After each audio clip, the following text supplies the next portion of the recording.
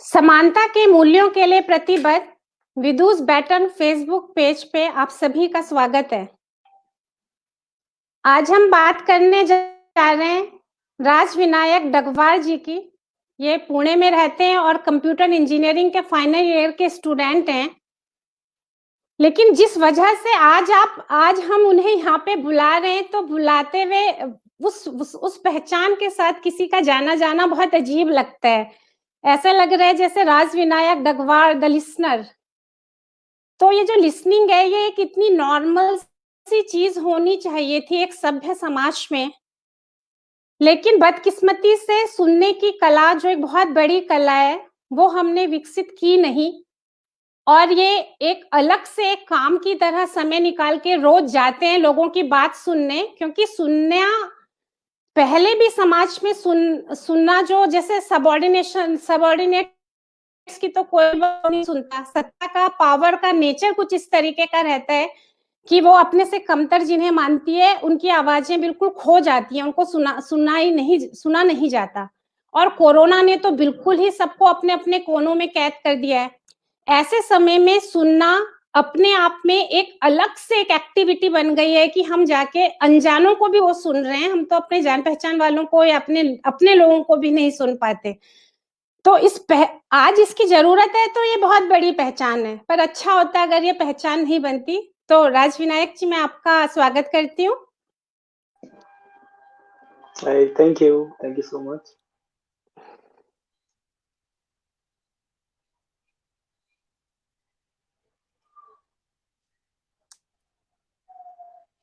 स्वागत है आपका राज विनायक जी।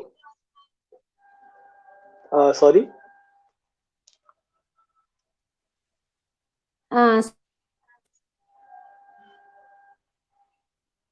जी आपकी आवाज कट रही है।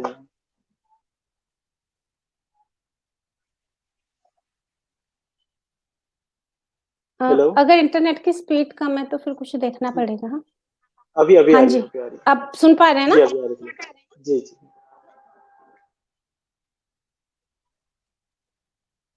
हाँ राज विनायक जी, स्वागत है आपका। आप तो एक बहुत इंपॉर्टेंट काम कर रहे हैं, क्योंकि अगर सुनना नहीं है, लिसनिंग नहीं है, तो डेमोक्रेसी का कोई मतलब नहीं है।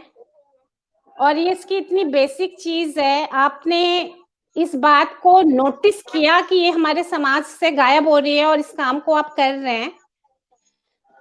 तो आप अपना थोड़ा सा एक परिचय ब्रीफ आप खुद ही दे दीजिए, जैसे आप अपने आप को डिफाइन करते हो। तो ओके, मेरा नाम है राज विनायक डगवार नहीं और सुनाई पड़ रहा है।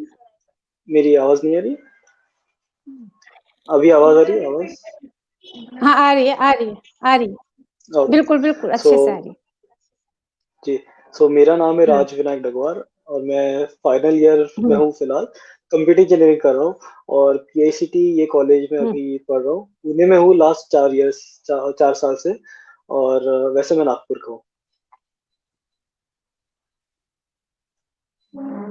हाँ, तो राज विनायक जी, आपको सुनने के लिए तो बहुत लोग उत्सुक हैं, और आपको सुनने के लिए सब लोग आए हैं। और 9 दिसंबर के बाद से ये मेरा पहला पब्लिक अपीयरेंस है, तो उस चीज का लाभ मैं भी अपने प्रिय कवि मंगलेश डबराल जी को याद कर लेने में इस मौके का मैं लाभ उठा लेना चाहती हूँ। कई दिनों से उन्हें पढ़ ही रहे हैं, लेकिन इस समय मैं चाहती हूँ कि आप भी उनकी कविता को सुन पढ़ते हो या हिंदी कविता से आपका कम परिचय हो, लेकिन मैं अच्छे से ये बात जानती हूँ कि आप उस कविता से बहुत अच्छे से रिलेट कर पाएंगे। ऑक्सीजन कैसे कम होती जा रही है, इस बात पे उनकी वो कविता है। तो वो शब्दावली तो यूज करते ऑक्सीजन की, बट आप उसमें आराम से अंडर करंट ये मीनिंग परसीव कर पाएंगे कि चाहे वो जो पर्यावरण है, आजकल का इन्वायरमेंट है, उसमें ना हवा आबाद बह सक रही है, ना हम शब्द, ना ट्रैफिक, कोई भी चीज नहीं रुकती, एक हडल आती है। तो वो हडल आने से जो एक सफोकेशन है, हमारे समाज में सफोकेशन तो पहले भी बहुत थी, क्योंकि यहाँ पे सबऑर्डिनेशन नीड्स को बहुत दबाया जाता है, पर कोरोना ने उस फर्क को बहुत ज्यादा कई गुना बढ़ा दिया है। ये कोरोना से पहले की कविता है, यानी कि कोरोना से पहले समाज में जो कोरोना लगा हुआ था उसकी कविता है, बट आप इसमें उस दबाव को महसूस करेंगे जो आज के समय का है। तो मैं जरा से इन कविता से उनको याद करना चाहती हूँ। आपको आवाज आ रही है मेरी, राज? हाँ, आवाज आ रही है। आवाज आ रही है? यस।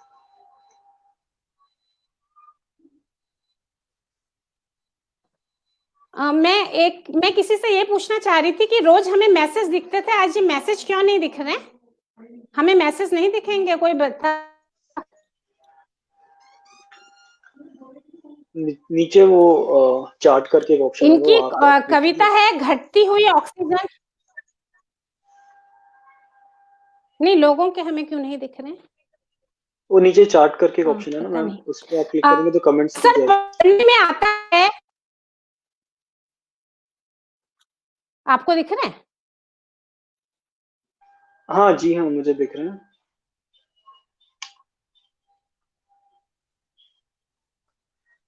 हाँ, अब दिख रहे हैं, ठीक है।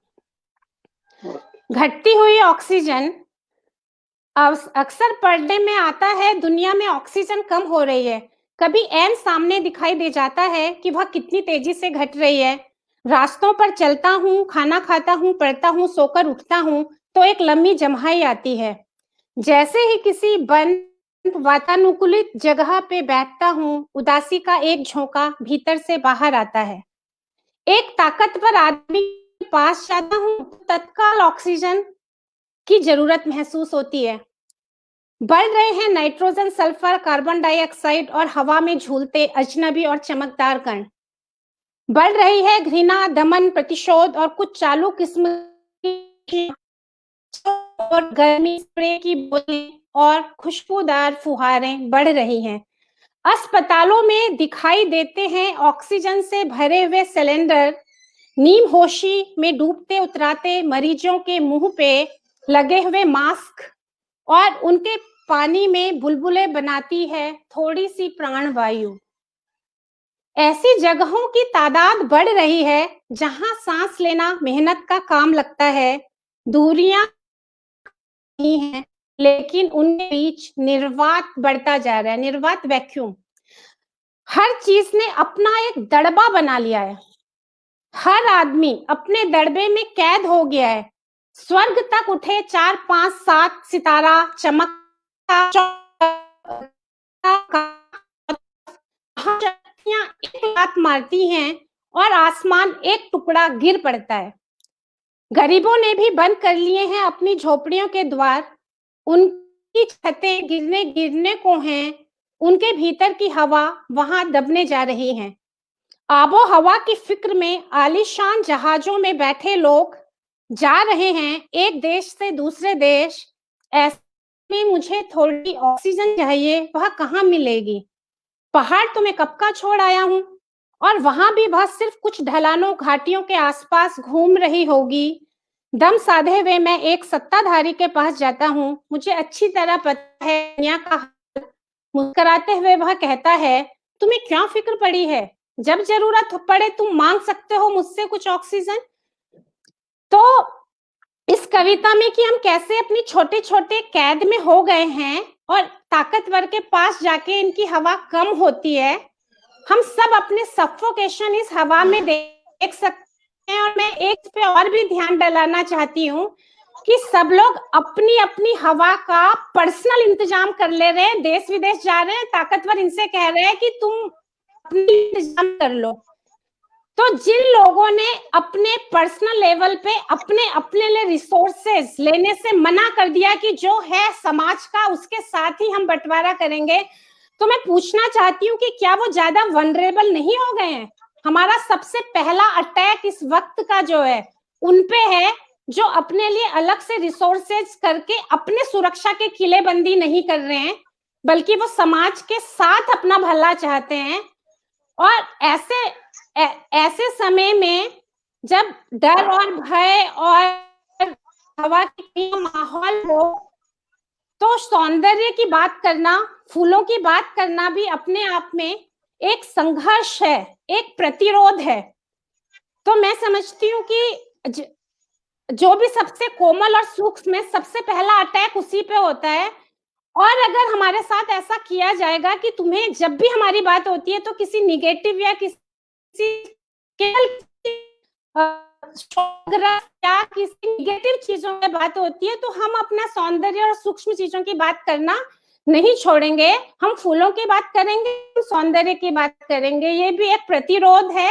और सौंदर्य की बातें मल्लिब्राल के यहाँ बहुत आती है। 5-6 लाइन की एक छोटी सी कविता से मैं बात खत्म करती हूँ, क्योंकि इसमें ये सिखाते हैं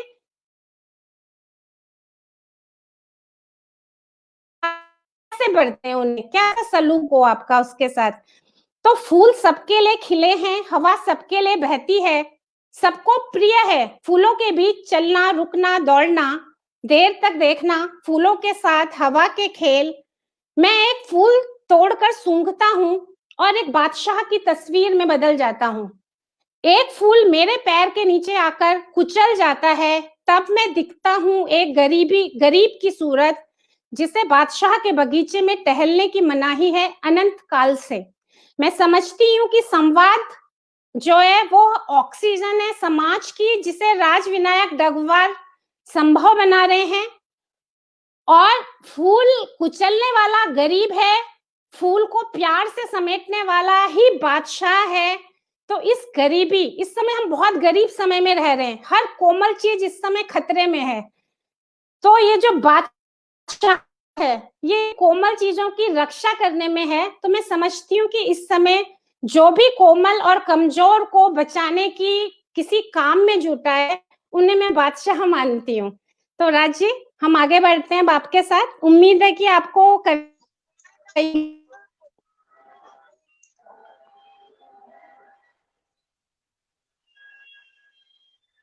जी जी। अच्छा, तो मुझे आज ये बताइए कि ये अगर हमारे समाज का कोई भी जना होगा तो वो सीधे से कहेगा सुनने में क्या काम है, बातें तो हम करते ही हैं, सुनते ही हैं। और ये तो वेस्टर्न कल्चर है कि सुनने के लिए अलग से एक टाइम निकालना और तख्ती लेके खड़े होना कि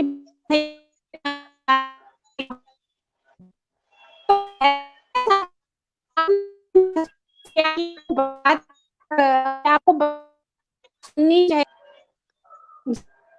जी क्या आप रिपीट कर सकते हैं? आपका आवाज एक्चुअली कट गया था बीच में। मैंने पूछा कि आपने ये कैसे महसूस किया कि समाज में मतलब सुने जाने की जरूरत है, लिसनिंग को एक काम की तरह किया जाना चाहिए और लोग अकेले पर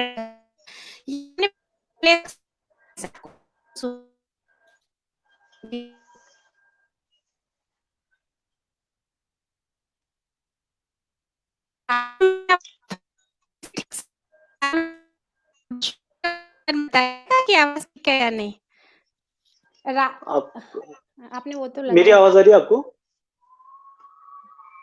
हाँ, मुझे आ रही है।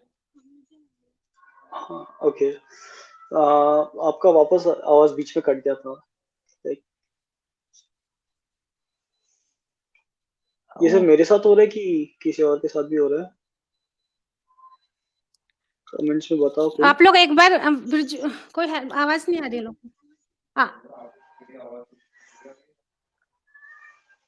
बीच में कट गई थी, आप वापस अभी पूछ सकते हैं, अभी आवाज क्लियर है। राज, अब तो मैंने बोला ही, आवाज क्लियर है, एक बार बताएंगे? हाँ, अभी है। आ रही है। मैंने पूछा ये आपने कैसे महसूस किया कि ये कैसे महसूस, हाँ, ये आपने कैसे महसूस किया कि लोगों की बात सुने जाने की जरूरत है, लोगों को अकेलापन है?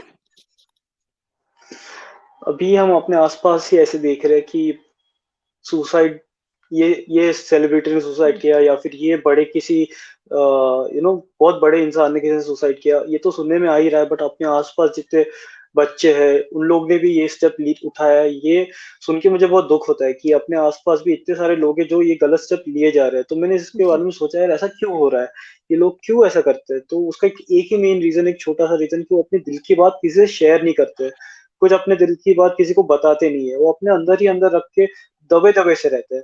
तो अगर मेरा ऐसा कहना है कि अगर अपन अपनी बातें किसी से शेयर करें, अपना दुख किसी से बांटे, तो वो आधा हो सकता है और आपको मदद जरूर मिल सकती है। तो इसलिए फिर मैंने एक ऐसा ही पोस्ट देखा था इंस्टाग्राम पे, जहाँ पे लिखा था, tell me your story and I will give you $1। तो मुझे वही चीज क्लिक हुई कि ये तो बहुत ही यूनिक आइडिया है, ये वेस्टर्न कल्चर में होता है। तो मैंने सोचा कि यार ये हमने भी करना चाहिए, और मैंने तुरंत फिर वहीं पे सोचा कि यार ये तो मैं कल करूंगा ही। और अगले दिन फिर मैंने वही बोर्ड बनाया और मैं एफसी रोड पे गया और काफी लोगों से बात की फिर।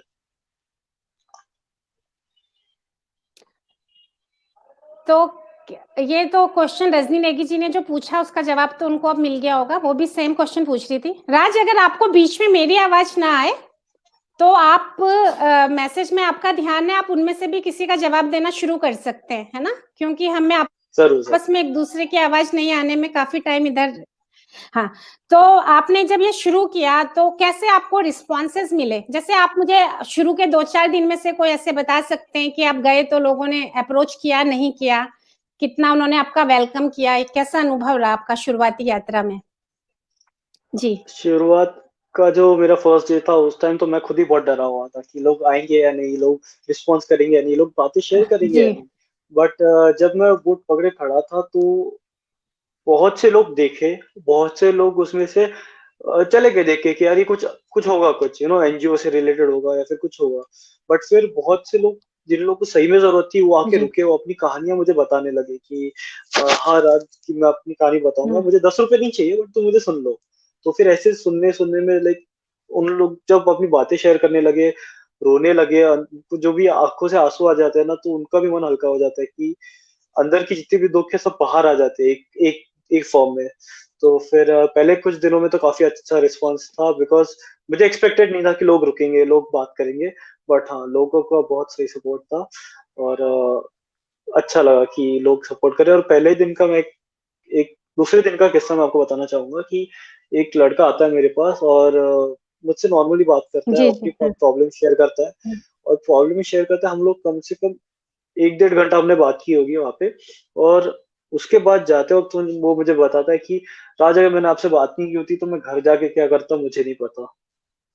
तो वो चीज जब मैंने सुनी तो मैं भी शौक में आ गया कि लोगों को सही में जरूरत है कोई सुनने वाले की। तो फिर वो मुझे एनकरेज करते गए, और ये सब एक्सपीरियंसेस ही फिर मैं आगे बढ़ते रहा। मुझे और रोज रोज आने की इच्छा होने लगी, और हर किसी की दुख सुन के उनका मन हल्का होके जब वो उनको अच्छा फील होता है, तो वही मेरी एक इंस्पिरेशन है। वो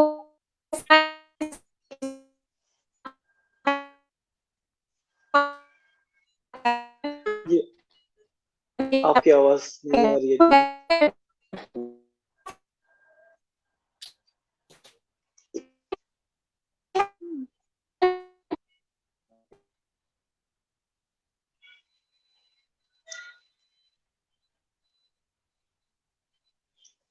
और आई वाज शॉक्ड कि ये देखने को कि बहुत से जो ओल्डर जनरेशन है हमारे बीच, जो 45+ लोग हैं, वो लोग भी काफी रुकते हैं, वो भी अपनी कहानी शेयर करते हैं। तो ये सब देख के मुझे तो काफी आप अच्छा लोग लगा कि ध्यान रखो ना, मुझे दिक्कत हो रही है तो। हाँ जी जी जी, बोलिए, मैं सुन रही हूँ। या, नहीं, मैं यही कह रहा था जी कि मुझे एक्सपेक्टेड था कि अपने जो 18 to 30 है वही लोग आके बात करेंगे, वही अप्रोच करेंगे। बट नहीं, ऐसा नहीं है। जो 45+ भी एज ग्रुप वाले लोग हैं, वो लोग भी काफी आके अपनी बातें क्लियरली शेयर करते हैं, विदाउट जजमेंट। उनको भी अच्छा लगता है कि कोई सुन रहा है। और मुझे ऐसे वही डाउट था कि लोग एक्सेप्ट करेंगे या नहीं, लोग बात करना चालू करेंगे या नहीं। बट हाँ, वो लोग भी बात करते हैं और काफी अच्छा लगता है। अच्छा लगता है। तो आपने मुझे बताया कि अब आवाज आ रही है? जी जी, एकदम बढ़िया। हाँ हाँ, तो आपने बताया कि आपको 18 से 30 तक के तो आप जैसा एक्सपेक्टेड था काफी लोग आ ही रहे हैं, 45 से ऊपर भी आ रहे हैं। आपका मतलब है कि 30 से 45 के लोगों को बाहर बात करने की जरूरत नहीं है, आपकी बातों से लगा इस बीच के लोग नहीं आए, है ना?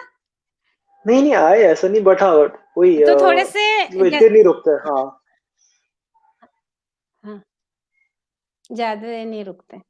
तो जैसे 18 हाँ से 30 के जो लोग आए तो उनकी जनरली किस तरह की प्रॉब्लम्स पे उन्होंने बात की, मतलब जैसे बात की तो कुछ निकल के आया होगा कि किस तरह की प्रॉब्लम से वो ज्यादा वो थे परेशान, या क्या था, क्या निकल के आया, या अच्छा भी तो अनुभव शेयर किया होगा।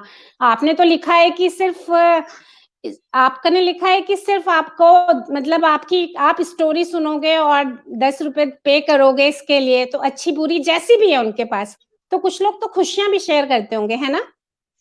जी जी जी, बहुत अच्छी है ना? कहानियां भी सुनने में आती है।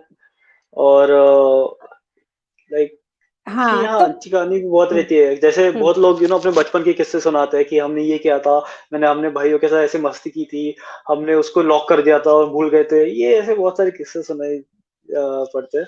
और साथ में ही बहुत ऐसी जो दुख भी अच्छा रहता है। और अभी ये सब इस हाँ जी जी, और अभी तो हाँ काफी लोग जो है हाँ उनको फैमिली इश्यूज हो रहे हैं। और जैसे ही कि हम कह सकते हैं कि बच्चे जो है अभी घर पे ही है फुल टाइम और बहुत अकेला फील कर रहे हो ना, उनको लगता है कि मुझे मेरे पेरेंट्स नहीं समझ सकते, मैं उनको ये बात बता नहीं सकता हूँ। और अभी जैसे ही ये बहुत से बच्चे जो है अभी जो रिलेशनशिप में है, तो वो उनके जो हम्म, पार्टनर्स है अभी लॉकडाउन के जो बहुत दूर दूर है, तो उनको ऐसा लगता है कि वही उनके इसमें बहुत सारे प्रॉब्लम्स हो रहे हैं। तो फिर उसकी वजह से भी वो थोड़े टेंस रहते हैं, स्ट्रेस्ड रहते हैं। ये सब के चक्कर में बहुत कुछ गलत भी हो सकता है अगर आप किसी से अपनी बातें शेयर ना करो, अपनी फीलिंग शेयर ना करो तो। हाँ जी। आज नेटवर्क इतना अच्छा नहीं चल रहा है, थोड़ा सा हम लोग को डिस्टर्ब हो रही है, तो क्वेश्चंस भी इधर भी आ रहे हैं। अगर मेरी आवाज नहीं सुनाई पड़ेगी तो आप इनमें से बोलना, है ना? जो ये लोग पूछ रहे हैं कि कुछ जरूर। और भी, जैसे कि जब आप किसी से बात करते हो तो उनको बात करना हम्म किसी टॉपिक में अच्छा लगता है ना? तो उनको कंपनी हम्म। मिलती है, जैसे कि अकेले हैं वो और आप वहां तक उनके पास एक जना है कि वो तो यहाँ पे पूरे शाम के 5-6 घंटे आएगा ही आएगा, तो वो कम से जी कम जी एक है। तो वो उनको सोशल मीडिया या इलेक्ट्रॉनिक गैजेट्स तक जो सीमित हो गए हैं, तो उनके पास एक फेस टू फेस बात करने के लिए भी एक ऑप्शन उपलब्ध है हमेशा। तो मैं कह रही, जो जी एक जी। बार बात करके चले जाते हैं, तो क्या ऐसा भी होता है हम्म। कि वो रिपीट बार बार आते हो? जी हाँ, ऐसा भी होता है। काफ़ी लोग मुझसे रोज़ मिलने आते हैं कम से कम कि 5 मिनट बात करने आ जाएँगे, बट रोज़ हाँ आते हैं। कि उनको जब से पता चल गया कि मैं आ रहा हूँ, तो फिर रोज़ आते हैं, मुझसे बात करते हैं और बताते हैं यार कि उनकी दिनचर्या बताते हैं कि आज मैंने ये किया और आज मैं इस चीज़ की वज़ह से एक्साइटेड हूँ। मुझे कल इतना बुरा फ़ील हो रहा था, बट आज मैं उसकी वज़ह से थोड़ा अच्छा हूँ, जो तुमने हेल्प किया जैसे। अगर ऐसी बहुत सारी छोटी-छोटी चीज़ें होती हैं जो अपने को बॉदर करने लग जाती है, तो मैं उनको ये बताता हूँ कि eight the end of the day तुम ये सोचो कि तुम ऐसी 5 चीज़ें लिखो जिसके लिए तुम ग्रेटफुल हो, और ऐसी 5 चीज़ें लिखो जो हम्म तुम एक्सपेक्ट कर रहे हो, जो जिसके लिए तुम लुकिंग फॉरवर्ड टू। जैसे आपको आगे क्या होने वाला है, अच्छा, आप क्या चीज़ के लिए एक्साइटेड हो।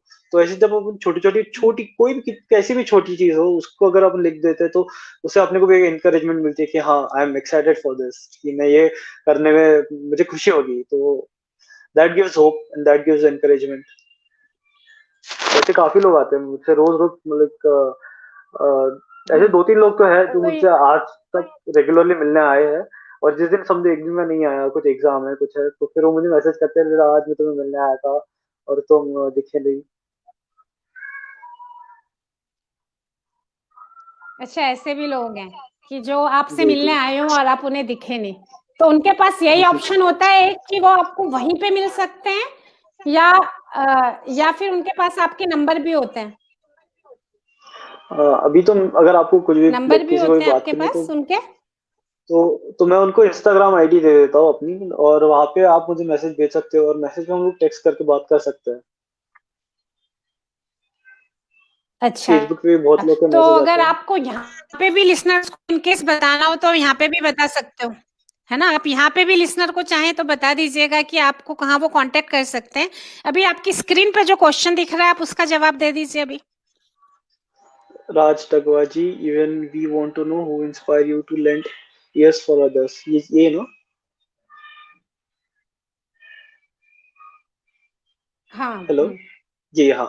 सो who inspires you to lend your ears हाँ to बोलिए, हाँ others? हाँ जी हाँ। अ, जी, ये आई थिंक ये हर किसी के अंदर से आनी चाहिए ये इंस्पिरेशन जो है, बिकॉज़ हम्म, अगर आप उस चीज़ से गुज़र चुके हो, तो आपको वो रियलाइज़ होता है कि कितनी ज़रूरत होती है किसी की, जब आपको ऐसा लगता है कि कोई है नहीं सुनने वाला। तो आई थिंक ठीक से नहीं हो रहा। इंस्पिरेशन तो हम्म, इंस्पिरेशन तो आई गेस मुझे अंदर से ही आई थी, बिकॉज़ जब मैंने वो पोस्ट देखा तो मुझे लगा कि लाइक मुझे ये करना चाहिए, कि ये इस वे में हम लोग लोगों को अप्रोच कर सकते हैं, लोग अपने से खुल के बात कर सकते हैं, और जिसको बात करनी है ऐसा, और मैं बोर्ड लेके खड़ा होता हूँ तो मैं लोगों को बुलाता नहीं हूँ कि आप मुझसे आके बातें करो, जिसको रुकना है, जिसको बात करनी है, वही लोग आते हैं आगे। जी। थोड़ा-सा एक मेरे को ये शेयर करेंगे आपकी कि आपने बोला जैसे 18 से 35 30 साल वाले ज़्यादा ग्रुप के लोग होते हैं, तो आप तो जनरली उनकी कॉमन चीज़ें कुछ उभर के आई होंगी, ये उनको अच्छा लगता है, ये उनको खुशी देता है, ये उनको प्रॉब्लम देता है, तो ऐसे कोई जनरलाइज़ेशन उभर के आया हो। जैसे आपने ये भी कहा कि आप उनसे कई बार बोलते हैं 5 ग्रेटफुल चीज़ें, तो वो 5 कौन-सी चीज़ें हम्म। होती हैं या जो 5 चीज़ें परेशान कर रही हैं वो क्या होती हैं? इस तरी कुछ अपने से बताते जाइए। हुँ। हुँ। अ, कि काफ़ी बार ऐसा होता है कि आप लोग एक्साइटेड हुँ, होते हैं हुँ, किसी हुँ। नए को मिलने को, किसी अगर समझो कोई दोस्त आ रहा है, गाँव से आ रहा है, तो हाँ, वो हाँ। लोग बोलते हैं कि हाँ, मेरा ही फ्रेंड आ रहा है, और कल मैं अपनी ये रिलेटिव्स के घर जाऊँगा, मैं अपने ये कज़िन से मिलूँगा, या फिर मुझे ये बुक पढ़नी थी और कल मैंने ऑर्डर की थी और ये वो इस दिन आने वाली है, तो I am looking forward to it, और हाँ, मैं खेलने जाने वाला हूँ। ऐसी छोटी-छोटी जो भी चीज़ें रहती है, लोगों को काफ़ी खुश कर जाती है कि कि हाँ, मैं I am looking forward to it, मुझे ये करना है। तो ये चीज़ अपन नॉर्मली अपने दिमाग में रखते ही है कि हाँ, मैं मुझे वो करना है, मुझे ये करना है, बट जब अपन लिख देते हैं ना, तो अपन उस बारे में पॉजिटिव थिंकिंग ज़्यादा होने लगती है अपने माइंड में। तो इसलिए मैं वही प्रेफ़र करता हूँ कि आप लोग लिख दो, और फिर आप वही एक साइकोलॉजिकली वो आपको उस बारे में थिंक करने को पुश करता है।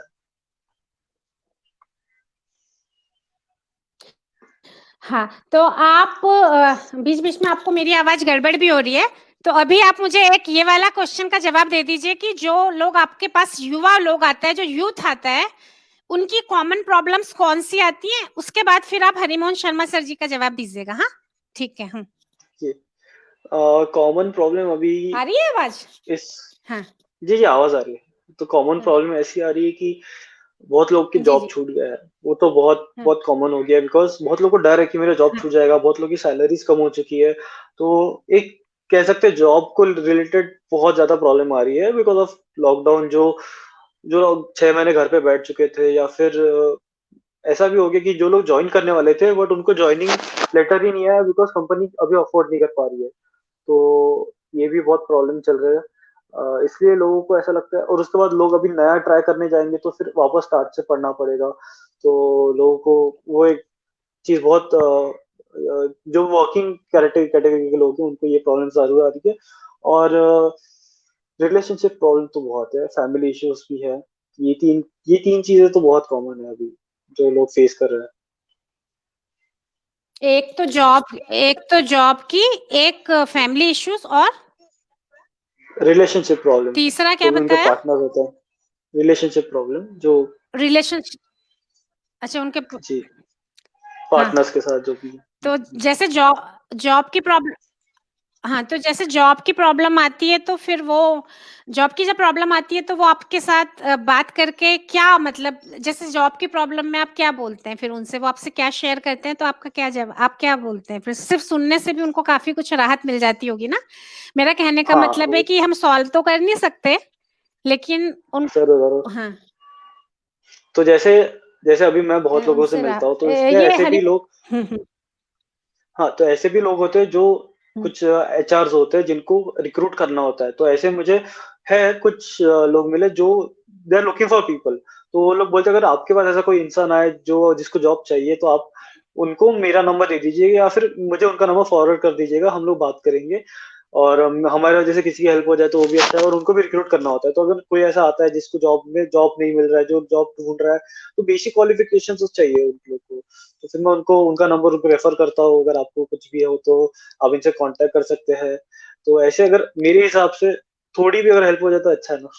तो मैं इतना कर सकता हूँ, और हाँ, दुःख बाँटने से ज़्यादा तो होता ये है, लोग बहुत अपनी शेयर करते हैं बातें, और उनको भी अच्छा लगता है यार कि यार जो इतने प्रेशर में थे कि मैं ये जॉब प्रॉब्लम्स मेरे को आ रही है, बट मैं किसी को बता नहीं पा रहा हूँ, अपनी वाइफ को भी नहीं बताते, बिकॉज ऑफ एक वो मैस्कुलिनिटी आ जाती है ना, कि एक वो उनको लगता है कि हम लाइक सुपीरियर है। तो अगर आप बोलोगे कि नहीं मेरी जॉब जॉब मेरे को चल नहीं रही है, मुझे सैलरी आधी हो गई है, तो फिर उनको कहीं ना कहीं कॉम्प्लेक्सिटी आ जाती है, तो इसलिए वो शेयर नहीं करते। तो जब वो मुझसे बातें शेयर करते हैं, उनको अच्छा लगता है कि कोई तो है मेरा सुनने वाला। बहुत ही बढ़िया। तो ये जो सेंसिटिव लिसनिंग है, ये भी अपने आप में, मतलब ये लिसनर को समझ ही में आ रहा होगा इनके एक्सपीरियंस से, कि जो एक इम्पैथेटिक लिसनिंग है, सेंसिटिव सेंसिबल लिसनिंग, वो अपने आप में प्रॉब्लम को बहुत आधा कर लेती है। और अगर दो चार कान भी ऐसे मिल जाएं सुनने वाले, तो इंसान के अंदर ये कॉन्फिडेंस आ जाता है कि मैं इम्पोर्टेंट हूँ, मैं मतलब मुझे अपने आप को सुपीरियर फील करने की जरूरत नहीं है, I can accept problem as it is. तो उसके बाद फिर यस। सॉल्यूशन भी मिल जाते हैं। कठिन टाइम है जो गुजारना होता है वो लिसनर के मिलने से हो जाते हैं। हरिमोहन शर्मा सर के सवाल का आप जवाब दीजिएगा। वो जानना चाहते हैं, मैं इसको थोड़ा सा और एक्सप्लोर कर लूं। लिखा तो क्लियर है कि क्या आप ऐसी स्थिति से गुजर चुके हैं, तो मैं इसमें थोड़ा सा और ऐड कर दूं कि मतलब जैसे आपने बताया कि लोगों को इस तरह की प्रॉब्लम्स हैं तो वो थोड़ा डाउन फील करते हैं, या उनके अंदर कॉम्प्लेक्सेस हो जाते हैं कि वो बताने में थोड़ा सा हिचकिचाहट, हेजिटेट करते हैं। तो मैं तो सर और मैं पूछना चाहते हैं कि आपके साथ ऐसा कुछ हुआ पर्सनल लाइफ में कभी?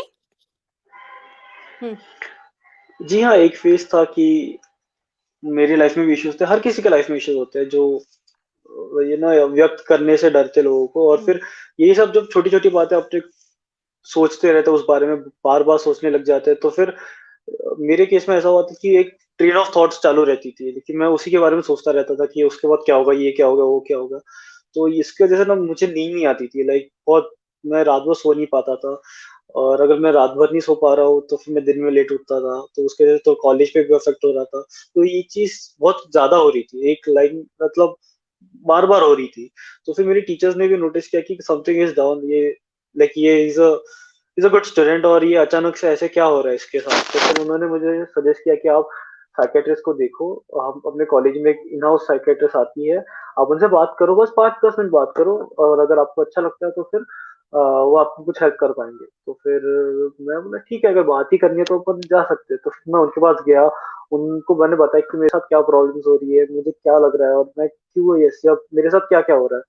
तो उन्होंने फिर मुझे काफी हेल्प की, उन्होंने मुझे बताया कि मैंने क्या करना चाहिए।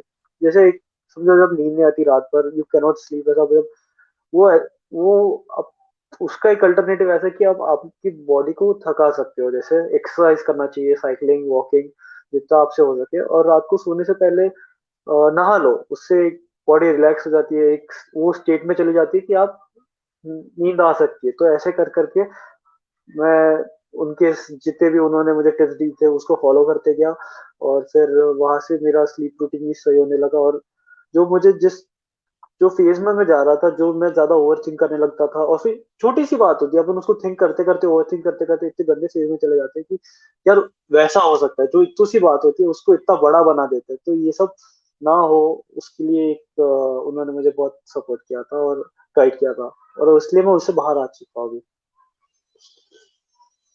तो मेरे ख्याल से आपको ये प्रॉब्लम हुई कि आप अचानक से डाउन फील करने लगे, नींद की प्रॉब्लम, तो थेरेपिस्ट से बात करके, मतलब ऐसा हुआ आपके साथ भी कि आधे से ज्यादा प्रॉब्लम तो उनके सुनने से खत्म हो गई हो?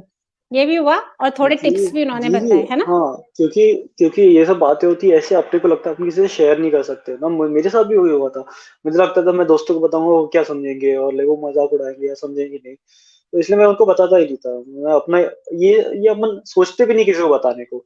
बट अगर कोई, जब मैंने एक एक करके लाइन से बातें रखी, तो मुझे ही क्लियर होने लगा कि यार मैं ही कहीं गलत हो रहा हूँ।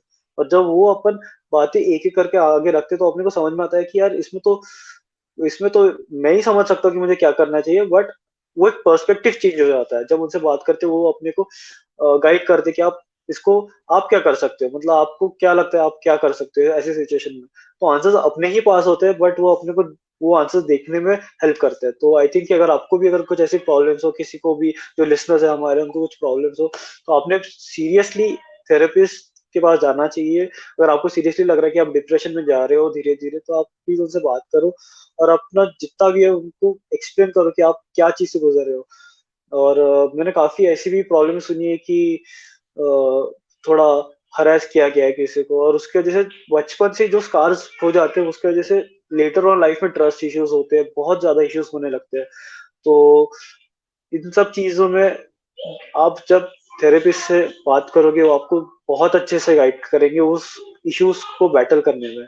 तो अगर आपको ऐसा कभी भी लग रहा है कि आप बहुत एक डाउनफॉल में जा रहे हो, तो आप प्लीज़ किसी से बात करो। नहीं थेरेपिस्ट तो अपने दोस्तों से बात करो, अपने पेरेंट्स से शेयर करो बिकॉज़ पेरेंट्स जब अपने को ऐसा लगता है कि नहीं वो नहीं समझ लेंगे, ट्रस्ट मी वो लोग आपसे बहुत ज़्यादा एक्सपीरियंस्ड है और वो उस चीज़ से गुज़र चुके हैं। आप उनको प्लीज़ बताओ अपनी बातें, वो आपको सीरियसली हेल्प करेंगे। वो अपनी तरफ से पूरी कोशिश करेंगे कि आप उस फ़ेज़ में से निकल के बाहर आओ। बस आपको उनको अच्छे से एक्सप्लेन करना है कि आपको क्या फ़ील हो रहा है और क्यों फ़ील हो रहा है। पूरा ओपन अप जब अपन अपने पेरेंट्स से होते हैं ना, तो उनकी जो गाइडेंस आती है, उनसे आपको भी सीखने मिलेगा और आपको ज़रूर हेल्प करेंगे। हुँ। तो एक तो बहुत अच्छा एक्सपीरियंस इन्होंने बाकी जो तो उन्होंने बताया सबने सुन ही लिया। इन्होंने ये अच्छा एक्सपीरियंस शेयर किया कि जब हम अपनी बातें बताते हैं, दूसरा सामने वाला सुन रहा होता है ध्यान से, तो जो हमारा थोड़ा-सा माइंड हमारे लो होने पे हल्का-सा डिसओरिएंटेट हो सकता है। तो हम जी, जी। लॉजिकली सोचने लगते हैं अगले को बताते-बताते, तो हमारा अपने ही पास सॉल्यूशन निकल आते हैं, हमें खुद ही समस्याओं को देखना आ जाता है। तो बेसिकली जो आत्म दीपो भव है बुद्ध का कि सॉल्यूशन तो अपने ही अंदर है, बट सामने वाला एक हमें उन डाउन समय में भी सुनने वाला मिल रहा हो, तो हम अपने से भी मिल पाते हैं, है ना? और लिसनिंग के लिए कहा भी जाता है कि अगर आप 100% दूसरे को सुनेंगे, सुनना बहुत मुश्किल हो गया है आजकल के ज़माने में, पर आप दूसरे को 100% सुनते हैं, तभी आप अपने को भी सुनते हैं, सुन सकते हैं। शायद ये बोलने पे भी होता हो। तो राज आपको दवाई की ज़रूरत नहीं पड़ी ना, सिर्फ़ आपका बातों से हो गया, हाँ? दवाई जी, की ज़रूरत जी। शायद दवाई आपको की नहीं ज़रूरत पड़ी। बहुत कम लोगों को होती है और वो भी डॉक्टर्स अवॉइड करते हैं किसी को सब्सक्राइब करने की हाँ, बिकॉज़ दवाइयों की कभी-कभार आदत लग सकती है ना, तो इसलिए डॉक्टर्स भी नहीं देते हैं दवाई ज़्यादा। बट हाँ, वो ये चाहते हैं कि वो एक ट्रिगर रहता है कि अपन क्यों अपने को ऐसा क्यों फ़ील हो रहा है, अपन डाउनफॉल में क्यों जा रहे हैं, तो वो ट्रिगर्स फाइंड करने में अपनी हेल्प करते हैं और उसको एलिमिनेट कैसे करना है, उसको बहुत ज़्यादा हेल्प करते हैं। अच्छा ट्रिगर्स। तो अगर आपको उचित लगे तो अगर आपको नहीं बताना तो कोई सा भी क्वेश्चन आप वो कर सकते हैं। सिर्फ ट्रिगर्स का मतलब ठीक से सबको समझ में आ जाए, इसके लिए मैं ये जानना चाहती हूँ कि आपकी लाइफ में आपके लिए क्या ट्रिगर्स पॉइंट आपकी समझ में आए कि ये ट्रिगर पॉइंट है और इससे इससे वो होना चाहिए, इससे सॉल्व हो सकता है। आई मीन ट्रिगर पॉइंट आपकी प्रॉब्लम में आपको क्या समझ में आए? 2-3 इश्यूज़ ऐसी थी जो बहुत छोटी-छोटी सी थी, बट वो मुझे इरिटेट कर रही थी, मुझे हर्ट कर रही थी कि वो मुझे डाउन लाइक नीचे खींच रही थी एक एंकर की तरह। हुँ, तो फिर मुझे वो चीज़ें जाने देनी चाहिए थी और वो मैंने जाने दी हुँ, धीरे-धीरे करके और वही सब जो 2-3 जैसी छोटी-सी चीज़ें रहती है, वो ट्रिगर्स को एलिमिनेट करना बहुत बड़ा स्टेप होता है। तो फिर वो चीज़ बार-बार ना हो आपके पास। जैसे फॉर एग्ज़ाम्पल अगर आपको डस्ट एलर्जी है, तो आपको डस्ट क आप क्यों स्नीज़ कर रहे हो? अगर आपको स्नीज़िंग हो रही है, तो किस जगह पे हो रही है? आप अगर समझो पर्दों में धूल है, अगर पर्दों के पास जा रहे हो, तो तब आपको स्नीज़िंग आ रही है, तो आप पर्दों के पास जाना अवॉइड करना चाहिए।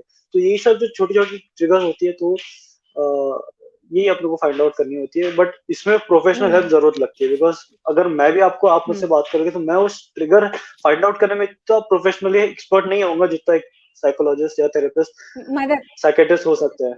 जी। नहीं, नहीं, मैं तो कोई सा किसी की भी ट्रिगर का कोई एग्ज़ाम्पल बता दो, ये जो आपने धूल का बताया, ये तो फिज़िकल एलर्जी की ट्रिगर का हो गया। जैसे जो हम जी। मेंटली डाउन फ़ील करते हैं, तो वो कोई एक ट्रिगर पॉइंट होगा, कोई भी मेंटल प्रॉब्लम का ना? तो वो क्या होते हैं लोगों के अक्सर? आपके या किसी के भी? किसी और के भी जैसे बता सकते हैं आप? हाँ, जैसे नहीं। जैसे लोग आपको ऐसी सिचुएशन में हाँ। पुट करते हैं, जब आपको एक इंफीरियर फ़ील करवाते हैं ना, तब आपको चिढ़ आने लगती है। तो वो चिढ़ एक किसी इंफीरियर जब आपको कोई हुँ, जो आपके ही लेवल का है और आपको ऐसा डाउन फील करवाता है कि यानी तुम छोटे हो, तुम जाओ ऐसा। तो वो एक छोटे ट्रिगर पॉइंट्स होते हैं जो एंग्ज़ायटीज़ बिल्ड अप कर सकते हैं और जो आपको हर्ट कर सकते हैं मेंटली। ये एक एग्जांपल था, मैंने बहुत कॉमन फाइंड किया है। तो ये हाँ, हाँ, बहुत अच्छे से आपने बता भी दिया, क्योंकि एलर्जी वाली बात पे मैं नहीं छोड़ सकती थी, क्योंकि एलर्जी वाले ट्रिगर बताने में तो लोग एंजॉय करते हैं। लोगों का प्रॉब्लम क्या है कि वो मेंटल वाले बताते नहीं, तो वो उससे हम यहाँ पे स्केप नहीं कर सकते थे, है ना? तो अब इन्होंने ट्रिगर बोला कि जब सामने वाला आपको छोटा दिखाने की कोशिश करता है तो आपका ट्रिगरिंग पॉइंट होता है। तो ये ट्रिगरिंग पॉइंट पहचान के उन्होंने तो इस बात को ओवरकम कर लिया कि भाई हमें अपने अंदर सॉल्यूशन है, हमें दूसरे से नहीं डिफाइन करना है खुद को। लेकिन आप ये देखिए कि ये ट्रिगरिंग पॉइंट प्रत्येक जने से, जितने भी जने से हम लोग बात कर रहे हैं, ये एक ऐसा ट्रिगर पॉइंट है कि हर किसी को आ रहा है कि जो भी हमसे ऊपर होता है वो नीचे वाले को थोड़ा सा नीचा दिखाने की कोशिश करता है। तो ये मेरे ख्याल से हम सभी के लिए एक लेसन है कि हमारी वजह से किसी और का ये पॉइंट तो कम से कम ट्रिगर नहीं होना चाहिए कि हमारे सामने कोई छोटा फील करे या हम किसी को फील करवाए। ये है ना, बार बार आ रहा है कॉमन। मेरे ख्याल से आपके भी ज्यादातर लोगों में बात करते हुए आता होगा। तो पहले सुधा अरोरा जी लिख रही है, लेखिका है बहुत बड़ी, कि you should overcome inferiority complex. तो ये तो खैर देखना पड़ेगा कि कैसे होगा ये। विदु, आपको मेरी आवाज आ रही है विनायक? आप इस पे कुछ बोलना चाहेंगे सुधा जी के कमेंट पे? मतलब चॉइस है आपकी, मन करे तो। हाँ हाँ, मतलब इट इज रियली इंपॉर्टेंट जो इन्फीरियरिटी कॉम्प्लेक्स है कि अरे हम किसी से छोटे नहीं, किसी से छोटे नहीं है, बस अपनी जो चॉइस है जो उनको भगवान ने दिया उसकी वजह से अपन बढ़ चुके हैं, बड़े स्टेज पे जा चुके हैं लाइफ में। उसके वजह से ईगो ईगो नहीं होना चाहिए। आई फील कि ego is a serious thing, कि बहुत लोगों को ऐसा होता है कि मैं बड़ा हूँ, मैंने ये सब अचीव कर लिया है इसलिए मैं बहुत बड़ा इंसान हूँ। ऐसा कुछ नहीं। जो आप जहाँ पे हो आप भी इंसान हो, मैं भी इंसान हूँ, आपको भी भगवान ने जितना दिया है उतना भी मुझे भी दिया है। बट काफी बार ऐसा होता है कि अपन अपनी चॉइसेस की वजह से डाउनफॉल में जा सकते हैं। तो ऐसा कुछ भी नहीं होना चाहिए कि इन्फीरियरिटी कॉम्प्लेक्स जो आपके अंदर आती है वो आपको भूल जाना चाहिए कि वो मुझसे बड़ा है। जो भी है वो भी एक इंसान है, eight the end of the day आप भी एक इंसान हो, उसको भी मिट्टी में ही जाना है, आपको भी मिट्टी में ही जाना है। तो अभी थोड़ी सी लोगों की रिएक्शन ले लेते हैं। अंजलि पाठक लिख रही है कि children should learn to share their feelings with friends and parents. Rajni Negi ji लिख रही हैं कि हाँ, बच्चों को अपने पेरेंट्स पे भरोसा होना चाहिए। तो इस पे तो आप भी काफी बोल चुके हैं, इन दोनों ने आपकी बात को एसोसिएट किया है ना इस बात से आपकी। लेकिन विदुष बैटन से आ रहा है कि पेरेंट्स को भी कोशिश करनी चाहिए। वो मतलब आपसे क्वेश्चन कर रही हूँ मैं, आपको कुछ कहना होगा तो आप भी बोलिएगा, बट उनके माध्यम से मैं ऑडियंस से भी ये बात कहना चाह रही हूँ कि हम सिर्फ वेट करते नहीं रह सकते इस बात के लिए कि बच्चों को वो बच्चे हमसे अप्रोच करेंगे। क्योंकि अभी तक मैंने जितने भी लोगों से बात की है, या विनायक भी मुझे फोन पे बता रहे थे, तो एक सिंगल, बाकी सारी प्रॉब्लम्स लोगों की अलग अलग हैं, बट ये एक ऐसी प्रॉब्लम है कि आप अपने से ज्यादा पावरफुल वाले के सामने अपने आप को बहुत सिकुड़ा हुआ महसूस करते हो। एकदम कॉमन प्रॉब्लम है। अगर ये इतनी कॉमन प्रॉब्लम है तो टाइम लगेगा बच्चों को आपसे अप्रोच करने में। ऐसे समय में विदुष बैटन से ही ये आ रहा है कि पेरेंट्स को भी अप्रोच करना पड़ेगा बच्चों को। अप्रोच करने का मतलब इंक्रोचमेंट नहीं होता, ये होता है कि हम ये देखें, मतलब हम एक वॉच रखें कि कहीं बच्चे को जरूरत तो नहीं है। अगर खास तौर से अगर बच्चों को डरा के रखा है या लड़कियों को आवाज नहीं मिली, तो हो सकता है वो आपको अप्रोच ना भी कर पाए। तो हमें उनके अनकहे को भी सुनना आना चाहिए, वो कान विकसित हमें भी करने पड़ेंगे। विदुष बैटन से ये सवाल आया है का मतलब है कि ये एक ऐसे पेरेंट्स से आया है जिन्हें लगता है कि शायद हमने वो अनकहे को सुनना हम चूक गए, है ना? तो आप हम अब आगे बढ़ते हैं। इस पे आपको कुछ कहना है तो आप कह दीजिए, नहीं तो हम आगे बढ़ सकते हैं। काफी बार ऐसा होता है कि बच्चे अप्रोच नहीं करना चाहते पेरेंट्स को। आवाज आ रही है? जी हाँ बिल्कुल तो आ रही हाँ। तो एक जब अपना बच्चा अलग फील हो रहा है, जब अलग थोड़ा, जब उस गुस्से में या फिर कुछ शांत शांत सा है, तो ऑब्वियसली पेरेंट्स को समझ में आता है, वो बात करने की कोशिश करते हैं। बट वो एक ऐसा रहता है ना कि एक ऐसी सिचुएशन क्रिएट करनी चाहिए कि जिसमें आप कंफर्टेबली अपने बच्चों से बात कर सको। और ये at the latest stage of नहीं, अपनी लाइफ के, बट पहले से ही ऐसा होना चाहिए कि अपना बच्चा अपने पास आके क्लियरली बोल सके, अपनी फीलिंग्स जो है आगे रख सके। तो जब बच्चे बड़े हो जाते हैं तो टीनेज वो ईयर्स में जो शुरू से होता है होना बहुत पड़ेगा चेंजेस वो आती बचपन। रहती है। जी, हम्म। तो बच्चे जो टीनेज ईयर में ऐसा एक वो इतना, ये कह सकते हैं एक मोल्डिंग पीरियड रहता है बच्चों का कि नहीं, हाँ, यहाँ पे वो लोग कैसे आगे चले कैसे होने वाले, वही टाइम डिफाइन करता है। तो वो टाइम पे ही एक पेरेंट्स को समझना चाहिए, जो भी अभी बडिंग जो अभी पेरेंट्स है, कि अपने बच्चों से बातें करो, उनको वो उनके अंदर की जो इमोशनल बातें जो वो किसी और से शेयर नहीं कर सकते, वो सब बातें निकालने का ट्राई किया करो। एक एक कम्फी एनवायरनमेंट क्रिएट करना चाहिए जहाँ पे कंफर्टेबली अपना बच्चा अपने से बात कर सके, और उसके ऊपर आपने ऐसा लाइक उनको टॉन्ट नहीं करना चाहिए, ऐसा लाइक उसके ऊपर गुस्सा नहीं करना चाहिए कि उसने ऐसा किया। जब आपको आके अपना बच्चा बता रहा है कि मैंने ऐसा किया, तो उसको डांटना नहीं चाहिए, उसको समझ लेना चाहिए और उसको उस चीज से बाहर निकलने में हेल्प करनी चाहिए। बिकॉज अभी लाइक ऐसा अपब्रिंगिंग होते जा रहा है कि बच्चों को डांटा जाता है बहुत ज्यादा। तब जब अपन बचपन से अपने बच्चों को डांटते जाते हैं, तो बच्चों को ऐसा लगता है यार मैं अपने पेरेंट्स को ये चीज नहीं बता सकता, मुझे डांट देंगे, तो उसकी वजह से फिर झूठ बोलने लगते हैं, या फिर बताना ही छोड़ देते हैं कंप्लीटली। ऐसा होता है कि कुछ एक्सप्रेस नहीं करते, आमने सामने तो एकदम अच्छे से रहेंगे, बट अंदर ही अंदर उनके अंदर जो चीजें हो रही है वो किसी से बताते नहीं है और घुटने लगते हैं। और फिर उसी चक्कर में अगर कभी अकेले रहते हैं, कॉलेज स्टूडेंट्स अकेले रहते हैं अपने पेरेंट्स को, उनको लगता है यार मेरे पेरेंट्स भी समझ के नहीं लेंगे, मैं किसको बताऊं। और वही सब होने लगता है जब वो लाइक कुछ गलत स्टेप लेने जाते हैं। हम्म। तो आई थिंक कि पेरेंट्स को भी ये एक कंफर्टेबल एनवायरनमेंट क्रिएट करना चाहिए जहाँ पे अपने बच्चे अपने से जितने भी उनके मन की बातें ऊपर आकर रख सके, अपनी क्लियरली अपनी फीलिंग शेयर कर सके। अनीता रावत जी बोल रही हैं कि parents must be good friends of their children so that they feel free to talk to parents. यही आपने बोला भी। और विनायक, मैं आपसे आगे बढ़ने से पहले एक बात बोलूंगी कि आपको जी जिस भी बात को क्वेश्चन को नहीं बोलना हो, आप उस पर नहीं भी बोल सकते, क्योंकि आप कोई थेरेपिस्ट तो है नहीं। हम तो बस आपके ये अनुभव से बोलना चाह रहे हैं कि जो भी अनुभव आपको लोगों को सुनने से मिले होंगे, वो अगर इन जी बातों जी से सर। कहीं रिलेट हो रहा है तो आप हमसे शेयर कर सकते हैं ना। आप खुद तनाव नहीं में नहीं मत आ श्योर, हाँ। जाइएगा। तो ये नहीं रितु नहीं नहीं, डिमरी मुझे नौटियाल मुझे जी तो का खुशी जो, होगी। हाँ, जो कमेंट है, हाँ, जो कमेंट रितु जी का यहाँ पर है, उसमें से अगर आपको लगे कि आप कुछ कहना चाहते हैं तो उस पर कुछ कहेंगे। Introverts who tend to avoid expressions for longer period, things get accumulated inside. Exactly. The heap of unexpressed sometimes leads to trigger issues of anger like that. Yes, definitely. That is what happens.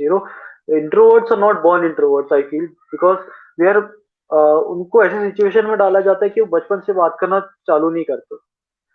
तो कि हाँ, जब अपन बचपन से अगर किसी को अपनी शेयर नहीं, अपने दोस्तों को ऐसे सिचुएशन आ जाती है कि जब अपने दोस्त अपने को लाइक बहुत बार ऐसा होता है कि दोस्त रैगिंग करते हैं कि हम मजाक उड़ाते हैं, और जब मजाक वाली बातें चुप जाती है, तो अपन बचपन से ही ऐसा है कि नहीं यार ये तो मुझे समझ नहीं लेते, मैं इसको क्या बताऊं, है ना, मेरे दोस्त नहीं है। फिर इंट्रोवर्ट्स इंट्रोवर्ट्स क्यों इंट्रोवर्ट्स बनते हैं वो समझना चाहिए। बिकॉज कि अगर आप हर हर कोई इंट्रोवर्ट होता है एक ना एक किस्से में, कि अपन ऐसी बहुत सी चीजें जो किसी को बता नहीं सकते, अपन इतना ओपन अप नहीं हो सकते। तो जब अपन सब अपने अंदर रखते हैं, as I said, for a longer period of time, यहाँ पे भी उन्होंने सेम लिखा है कि when you tend to avoid expression for a longer period of time, things get accumulated inside. तो ऐसा कोई आप दोस्त चुनो जिसको आप धीरे धीरे ओपन अप हो। बिकॉज अब अगर आप कभी भी देखोगे, अगर कोई फियर को आपको ओवरकम करना है, तो सभी लोग ये बोलते हैं कि you should take the first step. मेरे लिए, मैं आपको अपना एग्जांपल बताता हूँ, I am a very shy guy, I don't like to talk openly about my feelings, I don't talk to anyone, बहुत इतना ओपनली नहीं बात करता। और उसमें से मुझे ये चीज करनी, बोर्ड लेके खड़े होने में, इट टुक मी गट्स, मुझे बहुत डर लगता था। और मैंने तो फिर ये भी सोचा शायद से मैं ना करूं, बिकॉज मैं मस्ती मस्ती में तो बोल दिया कि हाँ मैं ये करूंगा ही अगले दिन। बट फिर मुझे अगले दिन जब मैं सोचने लगा, टाइम मिल गया, तो मैं भी ये सोचने लगा यार करूँ या ना करूँ। तो फिर जब मैंने फर्स्ट स्टेप लिया, मैंने अपना बोर्ड बना और मैं जब घर से निकला, that was the first step. Obviously जब मैं खड़ा था वहां पे बोर्ड पकड़ के, मुझे बहुत डर लगा था कि लोग आएंगे या नहीं, मैं क्या कर रहा हूँ, लोग मेरी तरफ देख रहे हैं, लोग हंसेंगे। बट अगर आप कुछ अच्छा कर रहे हो, अगर आपको उस फियर को ओवरकम करना, फर्स्ट स्टेप तो लेनी चाहिए। और फिर मुझे अच्छा रिस्पॉन्स आया, लोग मुझसे बात करने लगे, तो धीरे धीरे मेरा शाइनेस जो है, वही यही एक एग्जाम्पल से बाहर आने का। सेम चीज इंट्रोवर्ट्स के साथ होती है, उनको बात करने में डर लगता है, बात ओपन अप होने में डर लगता है। तो ऐसा बिल्कुल मत सोचो कि आप अकेले हो, आप लाइक ओपन अप नहीं हो सकते लोगों से। वो आपकी बस एक सोच है कि मैं ओपन अप नहीं हो सकता हूँ। आप ये सोचो कि मैं जरूर ओपन अप हो सकता हूँ। आप डेफिनेटली वो आपका बिहेवियर चेंज होने में हेल्प करेगा आपको। देखो, इतनी सारी लिस्ट ये हुआ है कि 22 साल में उनको लेयर्स समझ में आने लगी हैं। इसीलिए मैं सोचती हूँ कि अगर कोई भी काम जेन्युइनली करो तो उसके बाद आप फ्लैट जनरलाइजेशन करने बंद कर देते हैं। यहां से वर्ड आया इंट्रोवर्ट, और राज ने कहा हर कोई इंट्रोवर्ट होता है किसी ना किसी चीज के लिए। यानी देयर आर एस्पेक्ट्स जो हम उसको छुपा के रखना चाहते हैं, तो कोई किसी चीज के लिए इंट्रोवर्ट है, कोई किसी चीज के लिए इंट्रोवर्ट है। तो यहीं पे राज आप मुझे ये बताइए, और introverts are more vulnerable to outer challenges. हाँ, तो इसका मतलब ये है कि इंट्रोवर्ट्स जो होते हैं वो तो ज्यादा वल्नरेबल होते हैं चैलेंजेस के लिए, और जो जिस चीज के लिए इंट्रोवर्ट होगा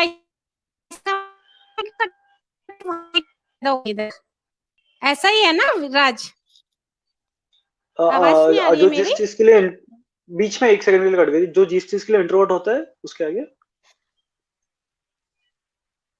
हाँ, वो तो वहां पे कमेंट आ रहा था तो मैंने उससे ऐड कर दिया। सुधा अरोड़ा जी ने लिखा कि जो ज्यादा वनरेबल होते हैं उन्हीं के वो ज्यादा वनरेबल होते हैं चैलेंजेस के इंट्रोवर्ट लिए। ज्यादा तो और मैंने कहा जब जिस चीज के लिए ओके। आप इंट्रोवर्ट होंगे वहां वो ट्रिगर पॉइंट बन जाएगा आपका, है ना? जी, अगर एक तो बार ये अपन मैंने जब बोला था। देखो, मैं तो इतना एक्सपीरियंस नहीं हूँ, बट जितने मेरी हाँ, सोच मुझे बताती है कि हाँ, जब हाँ, अपन एक चीज को एक बार अवॉइड करते हैं और उससे डर जाते हैं, तो अपन डर को अपने ऊपर हावी होने देते हैं। तो अगली बार भी अपन वो चीज करने से डरते हैं कि नहीं यार मैं नहीं कर सकता, ये लास्ट टाइम ट्राई किया था बट नहीं हुआ था। तो वो बिल्डअप होने लगती है, एक बार एक और एक और एक के ऊपर एक के ऊपर एक। तो ये सब जब होने लगता है ना, तो वही ये सब सिचुएशन अपने को इंट्रोवर्ट बनाती है। तो obviously they are very vulnerable to outer challenges, हाँ, नो डाउट। बट उसको ओवरकम करने के लिए अपने को एफर्ट्स लेने ही पड़ेंगे। लाइक अगर आपको सीरियसली उससे बाहर आना है तो हाँ, आपको कहीं ना कहीं स्मॉल स्मॉल स्टेप्स लेने पड़ेंगे। हाँ, वो यही कह, हाँ, तो मतलब इंट्रोवर्ट आदमी को कैसे हिम्मत बांधनी चाहिए उन्होंने थोड़ा सा बताया। मुझे एक चीज थोड़ा सा ये बताओ कि आपने भी मुझे भी अपने अनुभव में बोला कि बच्चे कहते हैं कि ये वाली बात हम अपने पेरेंट्स से नहीं कह सकते, तो वो आपसे कहते हैं। हाँ, तो मुझे जी जी। थोड़ा सा एक दो तीन ऐसी चीजों के एग्जाम्पल दीजिए अपने अपनी लाइफ के लिसनिंग वाले एक्सपीरियंस से, जो आपको लगाओ कि कॉमनली ये वाली प्रॉब्लम्स होती है तो लोग पेरेंट्स या किसी और को नहीं बता पाते हैं। वो कौन सी चीजें हैं जिसमें ओके, हेजिटेशन ज्यादा है? ये तो काफी कॉमन। मैं आपको हम्म, बहुत सिंपल सा एक एग्जांपल देना चाहूंगा कि हम्म, आजकल हम्म, अपन वेस्टर्न कल्चर से इतना इनफेक्ट ये हम्म, इतना इंस्पायर हो गए बच्चे कि उनको लगता है कि बॉयफ्रेंड गर्लफ्रेंड होना बहुत कॉमन चीज है। बट अपनी सोसाइटी ये कहती है कि शादी से पहले ऐसे कोई रिलेशनशिप नहीं होने चाहिए। ये सब जो टैबू हो चुका है, उस टैबू की वजह से हम्म, बट एक वो एक्साइटमेंट रहती है, because we are born with opposite sex, you are obviously attracted. तो वो बच्चों को बचपन से एक इचनेन होती है, एक छोटी सी हम्म, कि यार मैं उससे बात करना चाहिए, ये होना चाहिए। और लाइक जो जैसे ही इन्फ्लुएंस करते हैं मूवीज सिनेमाज वगैरह की नहीं एक रिलेशनशिप होना चाहिए, तो बच्चे चाहते हैं कि यार मेरा भी कोई ऐसा पार्टनर हो। और जब वो सब होता है तो उसमें बहुत सी इश्यू होती है बच्चों। मतलब आज के जनरेशन में आपको क्लियरली बताना चाहूंगा कि लड़के जो है they do not treat properly, because hmm, superiority male ego आ जाता है कि वो बिल्कुल अच्छे से ट्रीट नहीं करते अपने पार्टनर्स को। But it goes both ways, ऐसा कुछ नहीं। तो ये उसके वजह से क्या होता है हम्म, कि जो अपना पार्टनर जब अपने को अच्छे से ट्रीट नहीं कर रहा है, तो उस चीज की वजह से बहुत अफेक्ट करने लगती है अपने को बातें। और यही सब अपन अपने पेरेंट्स को तो ऑब्वियसली शेयर नहीं कर सकते, बिकॉज क्या ही बताएंगे कि हम एक लड़के के साथ रिलेशनशिप में हम लोग, तो वो मेरा बॉयफ्रेंड है, नहीं बता सकते ना। तो ये चीज वही कहीं ना कहीं अपने को दबा रही है या फिर अपने को पीछे खींच रही है। तो आई फील कि ये बहुत ज्यादा कॉमन हो चुका है। और ये तो एक तो पेरेंट्स भी अभी एक्सपेक्ट करने लगे हैं कि हाँ इसका बाहर कुछ लाइक चक्कर चल रहा होगा, जब वो अपन उसको उस वर्ड में डालने लगते हैं, उस वैसे फ्रेज में डालने लगते हैं, तो फिर बच्चे भी ओपन अप नहीं होना चाहेंगे अपने पेरेंट्स को। तो हाँ। ये और इसके अलावा एक तो रिलेशनशिप प्रॉब्लम है, तो इसका मतलब इनसे दो बातें तो मुझे समझ आ गई। एक तो ये कि वैसे दोनों तरफ से हो सकता है बट फिर भी मेल ज्यादा इल ट्रीट करते हैं, और दूसरा ये कि रिलेशनशिप यानी हमारी जनरेशन के लोग, ये 22 साल के बच्चे हैं, इनको पेरेंट्स की तरफ से रिलेशनशिप वाली प्रॉब्लम आती है कि वो मतलब ये बच्चे अपने पेरेंट्स से नहीं बोल पाते। तो ये कॉमन है, अभी भी लोगों ने रिलेशनशिप को, जेंडर फ्रेंडशिप, अलग जेंडर की फ्रेंडशिप और लव रिलेशंस को बहुत अच्छे से भी एक्सेप्ट करना नहीं शुरू किया है। तो ये भी एक थोड़ी सी नोटिस करने वाली बात है। इसके अलावा एक इश्यू कोई और बताइए, एक इसके और अलावा इश्यू राज इस तरीके का जो ज्यादा कॉमन है, और जिसको अब पेरेंट्स से बोलने में दिक्कत आती है बच्चों को। जी जैसे कॉलेज में कोई परेशान वगैरह कर रहा है अपने को, तो बच्चों को ऐसा लगता है कि यार कि अपने को वो हर चीज ऐसी होती है कि अपन पेरेंट्स के सामने एक अपना एक इमेज होती है कि नहीं मेरा बच्चा अच्छा है, मेरा बच्चा अच्छा है ना।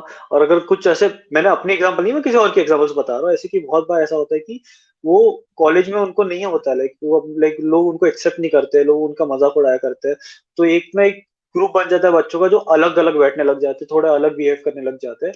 और फिर उनको ऐसा लगता है यार पेरेंट्स भी नहीं समझेंगे कि हम लोग को ऐसा ट्रीट किया जा रहा है, तो वो क्या ही बताएंगे। उनको ऐसा लगता है कि पेरेंट्स को बताएंगे तो वो हमको ही डांटेंगे या फिर हमको उठा के लेके आ जाएंगे वापस घर पे। तो ये सब एक डर, मैंने मैंने ऐसी स्टोरी सुनी है, मैंने तो ज्यादा इस बारे में इतनी स्टोरीज तो नहीं सुनी, बट जितना सुना उनमें से मुझे यही समझ में आया है कि ये सब कॉमन बातें जो बच्चों को लगता है अपने ये पेरेंट्स से नहीं देखो, शेयर कर सकते। नहीं हमें बहुत, हाँ हमें बहुत सीखने को मिल रहा है इससे, क्योंकि एक इश्यू उन्होंने ये बताया कि जब जाते हैं तो हमारे साथ अगर इंस्टीट्यूट में या कहीं बाहर अगर थोड़ा सा भी बुरा होता है तो हम घर में जाते हैं तो ऐसा लगता है कि घर वाले बोलेंगे तुम्हारी कोई गलती रही होगी। तो मैं यहाँ पे ध्यान दिलाना चाहूंगी कि हमारी जो सोसाइटी में एक टेंडेंसी है कि जो विक्टिम होता है वो गिल्ट में जाता है, विक्टिम ब्लेमिंग, करेक्ट। जो अपराधी है वो तो पहले भी पावरफुल है, वो बाद में भी पावरफुल है। जो विक्टिम है वो अपनी सेल में जा रहा है कि मुझे ही गलत बोला जाएगा। तो हम देख सकते हैं कि हमारा जो एक जिसे बॉलीवुड में दादा टाइप बोलना बोलते हैं ना, दादा टाइप बनने की तरफ बच्चे कैसे जाते होंगे। दो सवाल अंजलि और रजनी नेगी जी के पढ़े हुए हैं, लेकिन उससे पहले मैं आपसे ये जानना चाहूंगी कि जो आपको, एक तो पहले आप मुझे ये बताइए कि 45 से ऊपर वालों ने किस तरह की प्रॉब्लम्स आपसे शेयर की या खुशियां। जी ये मैं हाँ, क्यों कि मान के चलूं कि प्रॉब्लम्स सबके ऐसी है पास कि दुख भरी कहानी होगी। हाँ ये तो हाँ। प्रॉब्लम्स तो ऐसी है हम्म कि काफियों के बच्चे हम्म जो है थोड़ा दूर है ना, कि ये थोड़े दूसरे सिटी में जा चुके हैं या फिर दूसरे अपनी जॉब के सर्च में किसी और कंट्री में जा चुके हैं, तो उनको एक रहता है कि अभी मेरे बच्चे से बात नहीं होती, मुझे अकेला फील हो रहा है। तो जब ऐसा लगता है कि बच्चे होने चाहिए तब उनके पास नहीं होते, तो उनको एक एक सेंस ऑफ लैकिंग फील होती है कि यार कि ये क्या हो रहा है ना, कि मुझे बच्चे की याद आती है बट मेरे पास नहीं है, हम्म वो एक सुनने में आया। और दूसरी बात ये कि काफी मैंने ऐसे भी काफी केसेस सुने हैं, काफी हम्म जिससे मैं खुद भी ऐसे आई फील कि मैं उस चीज से गुजरता हूँ कि मेरे बच्चे जो पढ़ाई में इंटरेस्टेड ही नहीं है बिल्कुल, है ना। तो उसको मैं इतना बोलता हूँ पढ़ो पढ़ो पढ़ो, मैं उसको हर चीज समझाता हूँ कि तुम ये करो वो करो, कुछ तो करो, बट वो करते ही नहीं है बच्चे। उनको लगता है कि हाँ फुल दिन भर फोन लेके बैठा है और लाइफ में आगे कहीं जा ही नहीं रहा है।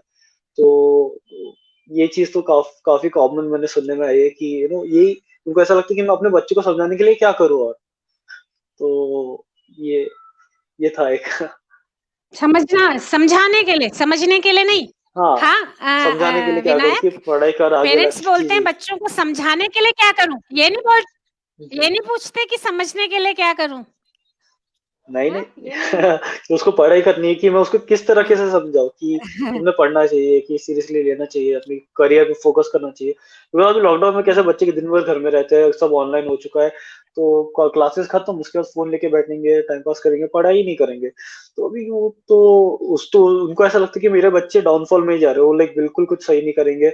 और फिर ऐसा लगता है कि अगर मैं उसको उसको करना है या नहीं, लाइक वो अपने को ये भी चाहिए कि ये पूछना चाहिए कि तुमको ये करना है या नहीं, कि आपको इस चीज में इंटरेस्ट है या नहीं, कि आपको सीरियसली करना है या कुछ और करना है। तो मोस्टली अपन लाइक एक ये हो जाता है, एक स्टीरियोटाइप हो गया कि अगर आपको कुछ बनना है तो इंजीनियर, डॉक्टर या लॉ, तो ये तीनों में ही आपको कुछ करियर है, वरना कुछ करियर ही नहीं लाइफ में।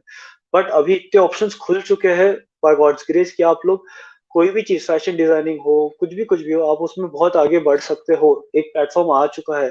बट वो एक अपनी सोसाइटी में वो एक स्टीरियोटाइप जो बन चुका है कि इंजीनियर या डॉक्टर, इंजीनियर, डॉक्टर, इन लोग की वैल्यू है सोसाइटी में, तो वो ये कहीं ना कहीं ब्रेक करना चाहिए हमें, और बच्चों को उतना तो ओपन लाइक इतना। ये आप उनको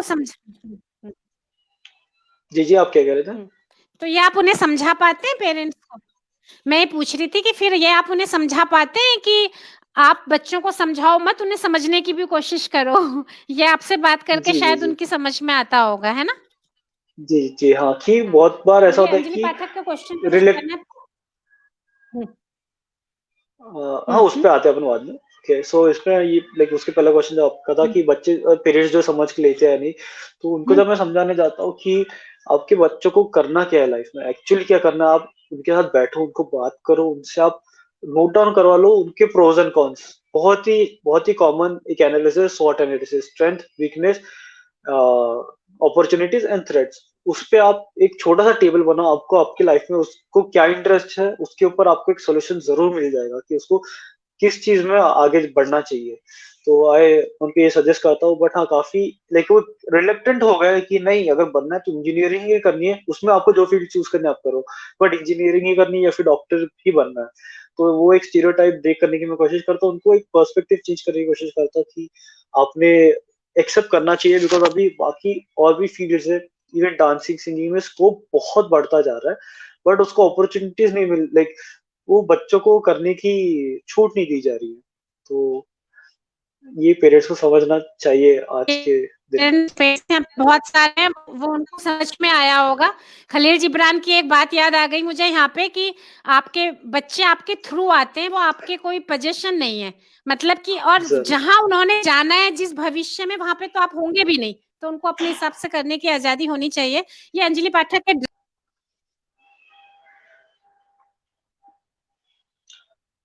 जी, अंजलि पाठक का अपन क्वेश्चन लेंगे, ड्रग्स। ओके, सो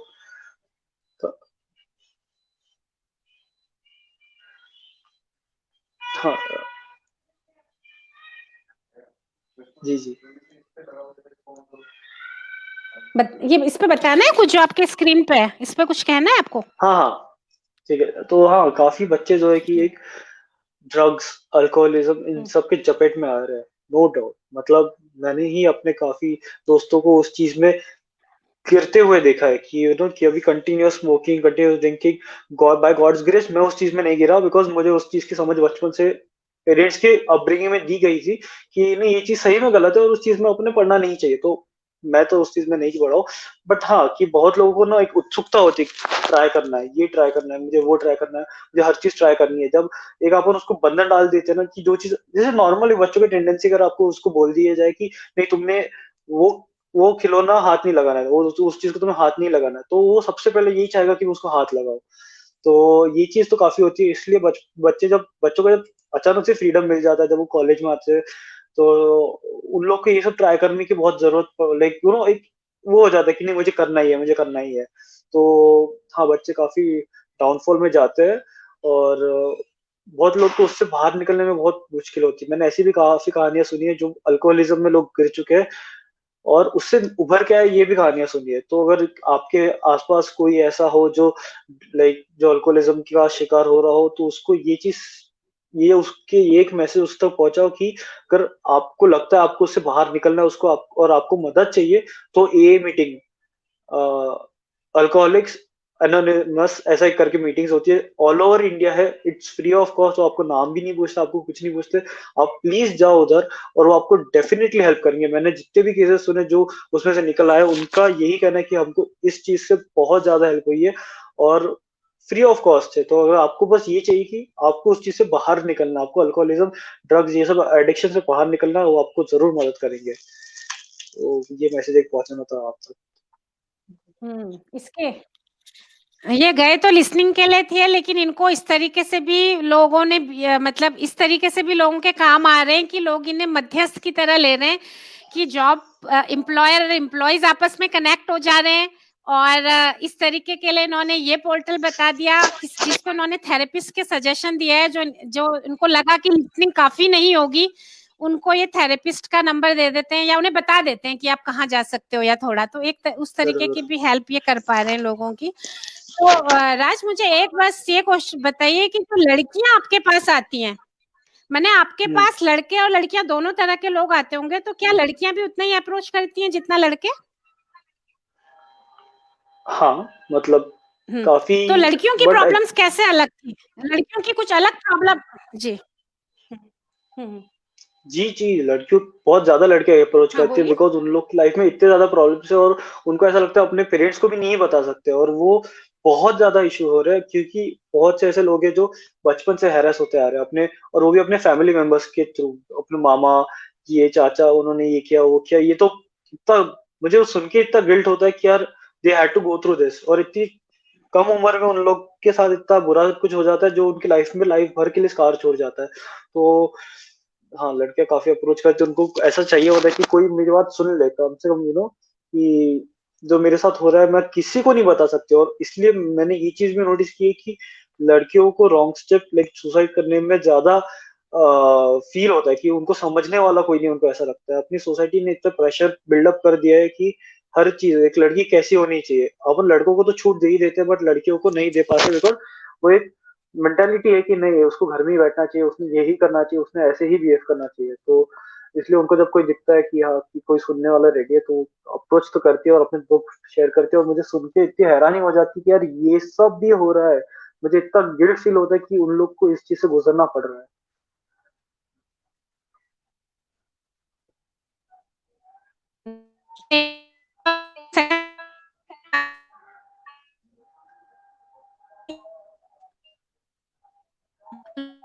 आपकी आवाज नहीं आ रही मैम,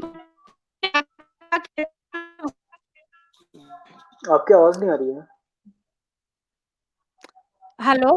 हाँ हाँ, मैं हाँ अभी आ रही, देखिए, पता नहीं आ रही है, अब जी आ अभी आ रही रही, है। जी अभी आ रही, जी जी। मैं बोल रही हूँ कि ये बहुत इम्पोर्टेंट नब्ज पे आपने ध्यान रखा कि समाज में लड़कियों के लिए उतना स्पेस नहीं है, तो वनरेबल भी ज्यादा वो होते हैं। तो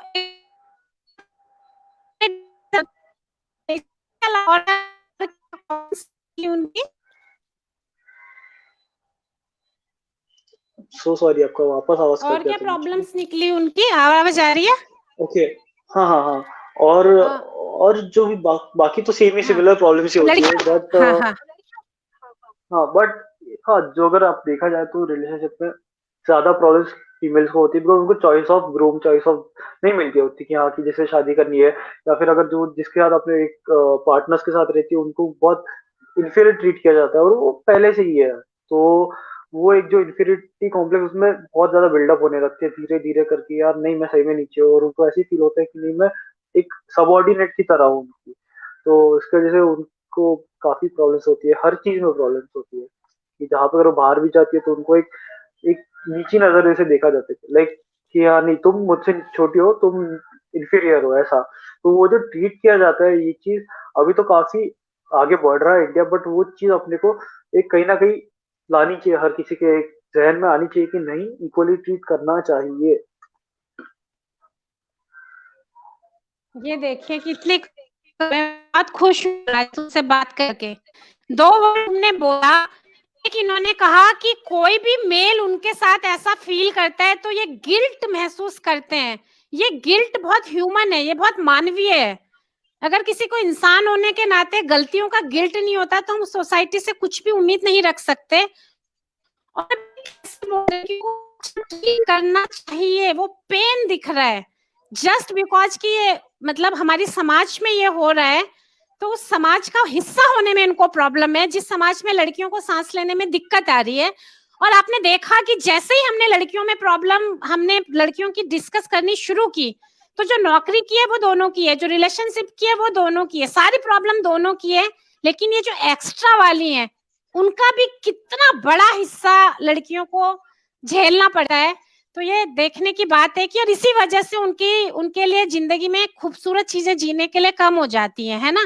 तो ये टॉपिक छोड़ने से पहले 10 रुपए तो मुझे भी चाहिए तुमसे। जरूर सुना जरूर, विनायक?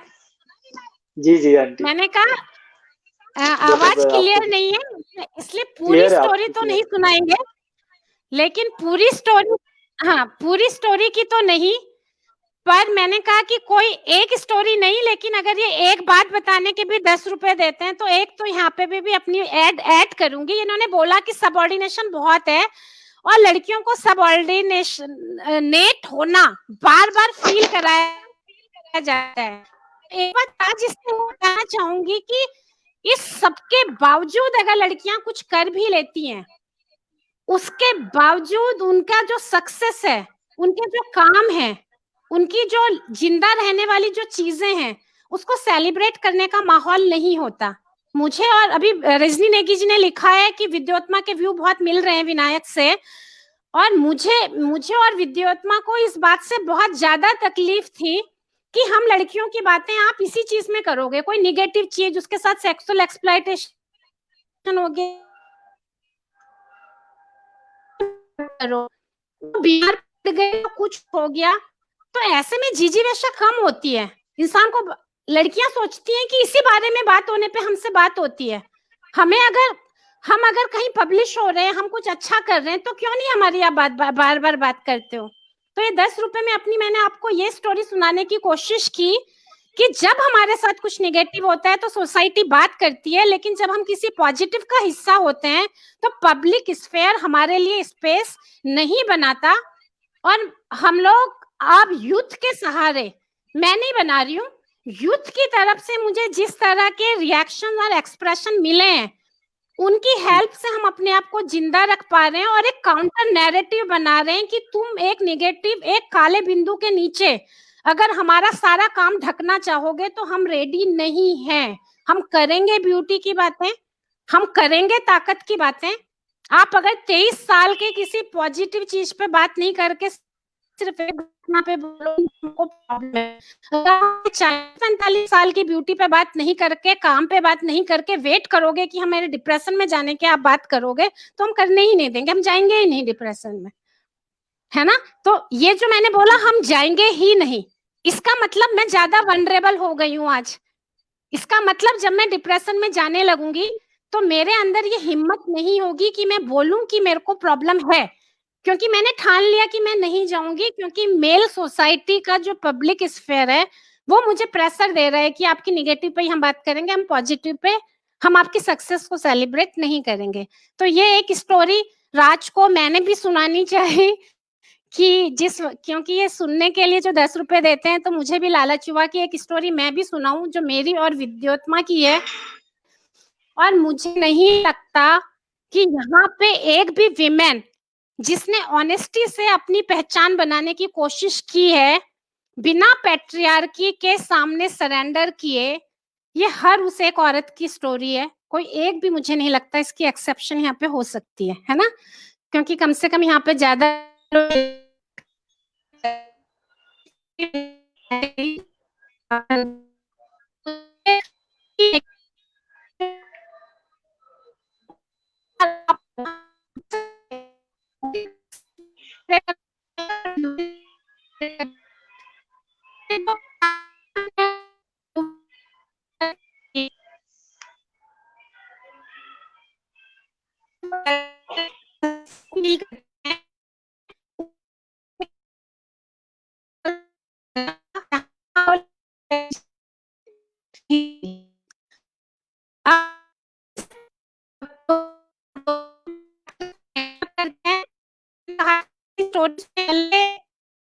जो लड़का है कमाल का लड़का, उसकी अपनी स्टोरी क्या है, तो 2-4 बातें तुम्हारी अपनी कर लेते हैं और फिर उसको वाइंड अप करते हैं। रजनी नेगी जी ने पूछा है कि आप अपनी बातें किससे शेयर करते हैं।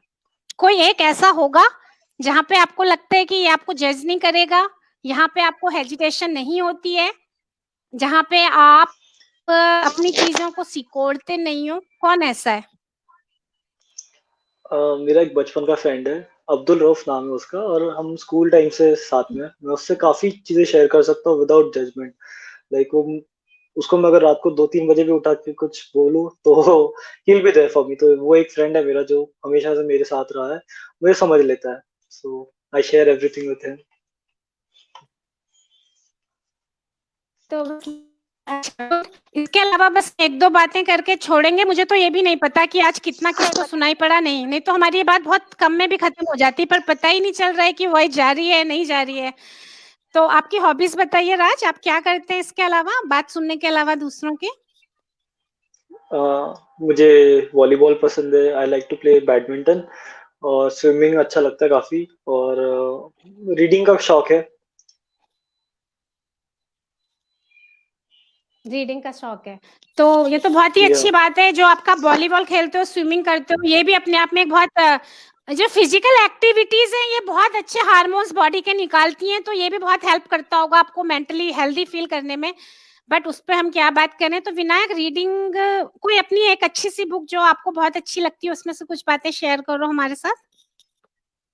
एक मैंने बुक रीड की थी, Q&A, विकास स्वरूप की बुक है, और उन्होंने इतने अच्छे से वो जर्नी राइट डाउन की है, वो उसके ऊपर जो अपने स्लमडॉग मिलियन जो बुक जो मूवी आई है वो उसी के ऊपर बेस्ड है। तो जो वो इंसान की बुक में तो काफी डिटेल में दिया गया है, तो वो स्टोरी बहुत ज्यादा अच्छी थी। मतलब वो कितने लोअर बैकग्राउंड से आके एक बड़े स्टेज पे, बड़े मुकाम पे, हर अपनी सिचुएशन को फेस कर करके आया हुआ है। उसकी जो जर्नी थी, that journey was just fabulous. तो दैट गिव्स मी स्ट्रेंथ कि अपन जब इतने, अपन तो फिर भी एक मिडिल क्लास फैमिली से बिलोंग करते हैं, बट जो एकदम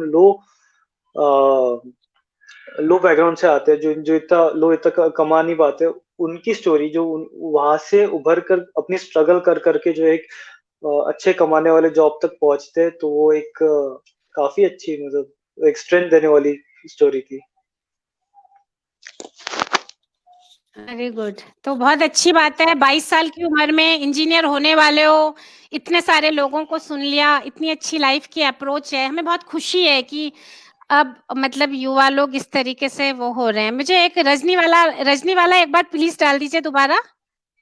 रजनी रजनी नेगी का ये बोल रही है कि आपकी और विद्योत्मा की अप्रोच सेम है, और please tell few words on विद्यूज pattern. Okay, your views, okay, ये चीज कुछ बोलेंगे, बहुत, मन मतलब हो तो। बहुत मैंने जब स्टोरी सुनी तो मुझे ही काफी हेवी फील होने लगा। मैं ही उस शॉक में था कि यार ऐसा क्यों हुआ, जो चीज ऐसी नहीं होनी चाहिए थी।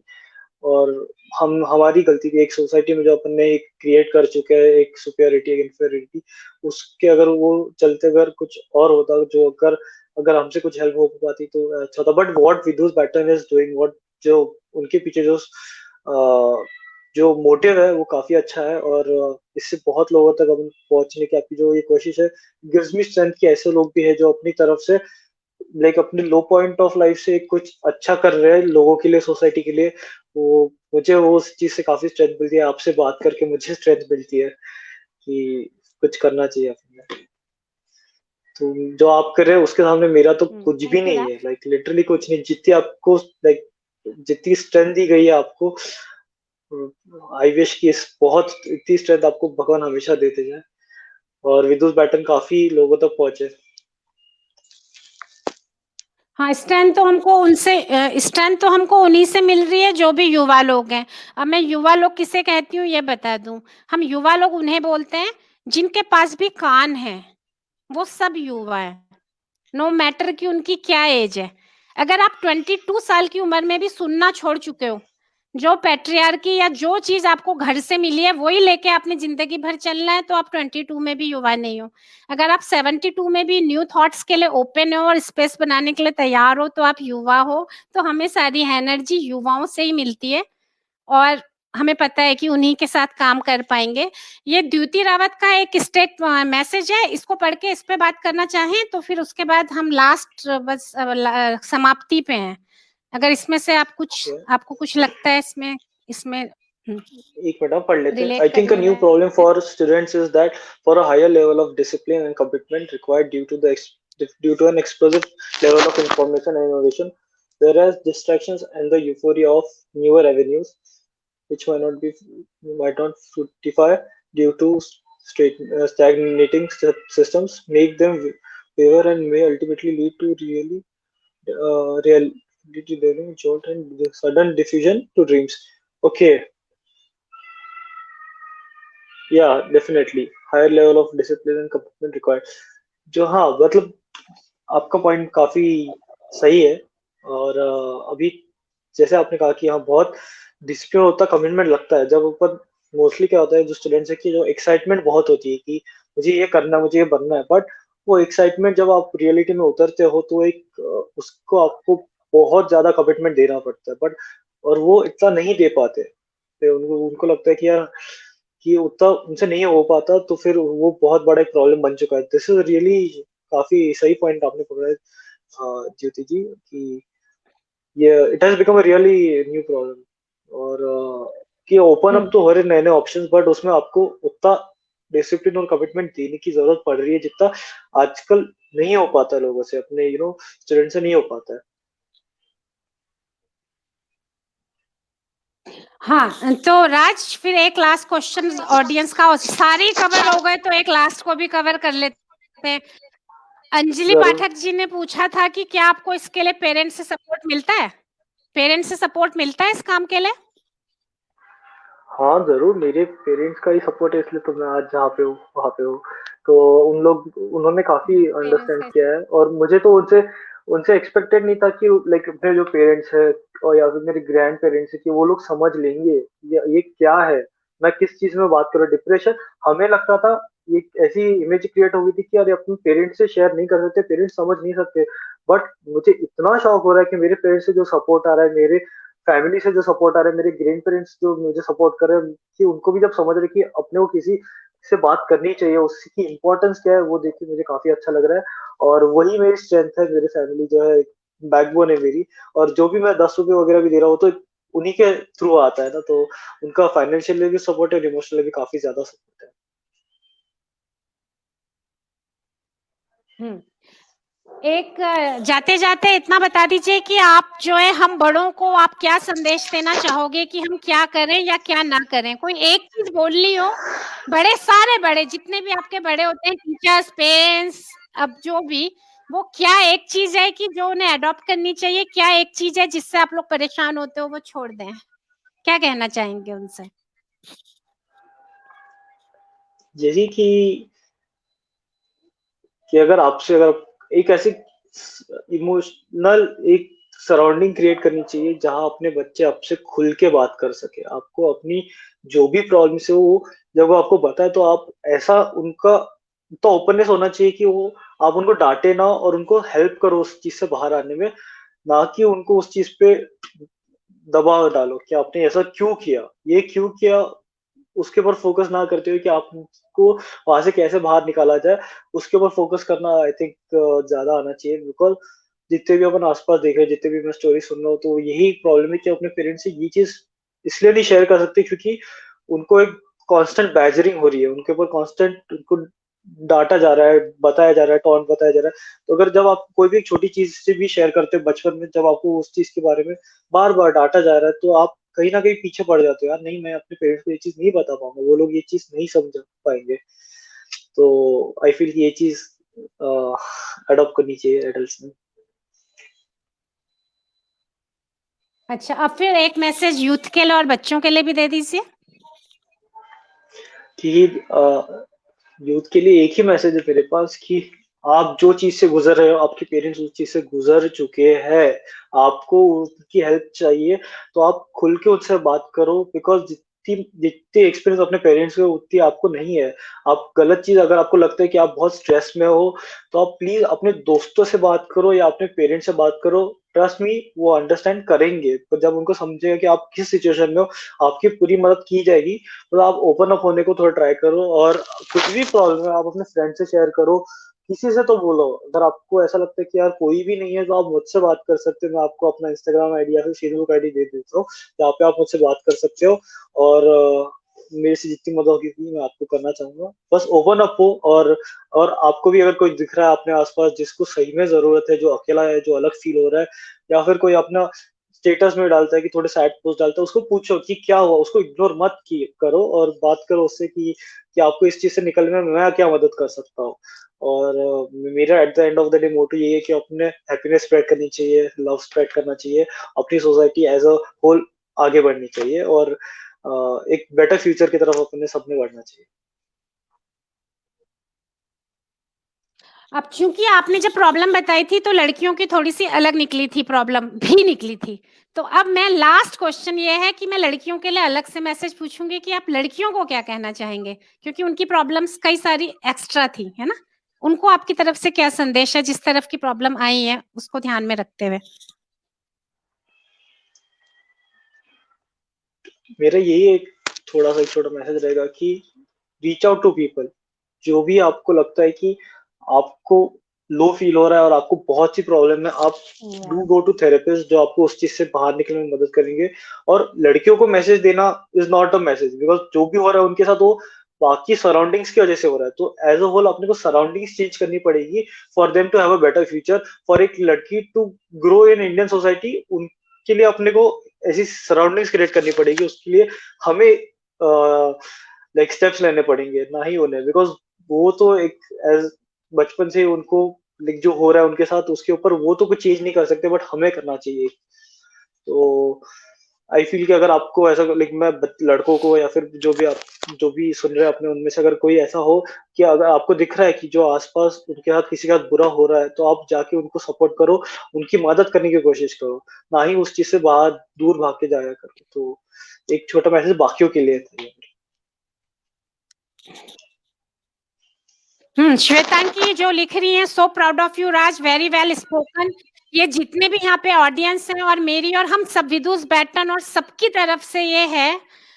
और वैसे तो तुमने बहुत ही सारी, आपने इतनी अच्छी बात कही है, पर अभी लड़कियों की बात पे अचानक से जो ये देखो, हमारा एकदम स्पॉन्टेनियस टॉक है, हम एक दूसरे को जानते नहीं है, 22 साल मात्र इनकी उम्र है, और हम डायरेक्ट जो भी बातें हमने की है वो यहीं पे हमने की है। और आप देखिए कि कितना स्पॉन्टेनियस जवाब था कि लड़कियों को मुझे मैसेज नहीं देना क्योंकि प्रॉब्लम सराउंडिंग की तरफ से ज्यादा आ रही है, तो सराउंडिंग्स को अच्छा बनाने के लिए हमने मदद करनी, हमने ध्यान देना है। तो उन्होंने अपना रोल देखा कि हमें क्या ठीक करना है।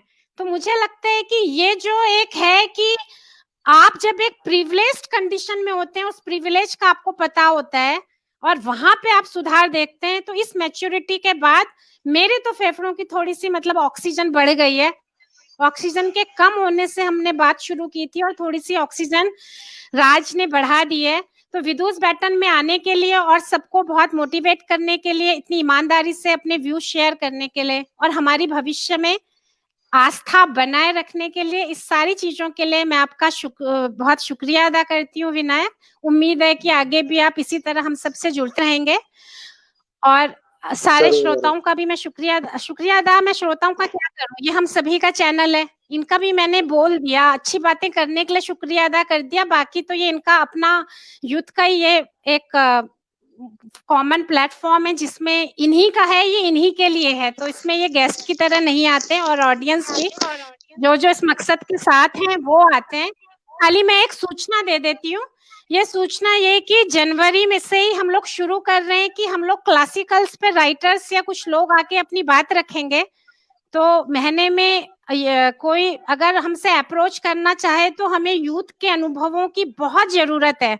जरूरी नहीं है कि आप कोई ऐसा काम कर रहे हो जिसके लिए बहुत रिकॉग्निशन है, कुछ भी आप कैसा फील करते हैं, किस मुहावरे में आप बात करते हैं, क्या आपकी भाषा है, किस चीजों में आप अच्छा फील करते हैं, बुरा फील करते हैं, हेजिटेशन होती है आपको, तो ये सारी चीजों में से कुछ भी आप शेयर करना चाहें तो विदुष बैटन में फोन नंबर से लेके सब कुछ है। हम आर्टिकल्स, हम ऑडियो वीडियो हर चीज का वेट करेंगे। लाइव बातचीत के लिए आना चाहें तो प्लीज अप्रोच करें, और आप लोग एक बार लाइक मार देंगे तो हर लाइव की आपके पास नोटिफिकेशन जा पाएगी।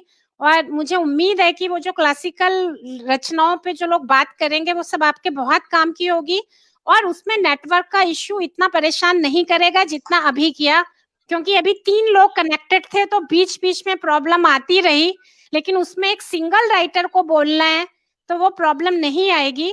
और हम बहुत जल्दी, जैसे ही ये कोरोना का असर खत्म होता है तो हम लोग मूव कर पाएंगे, तो हम किसी ऐसी जगह पे जाके प्रोग्राम किया करेंगे जहाँ पे इंटरनेट का कोई इश्यू आए ही नहीं।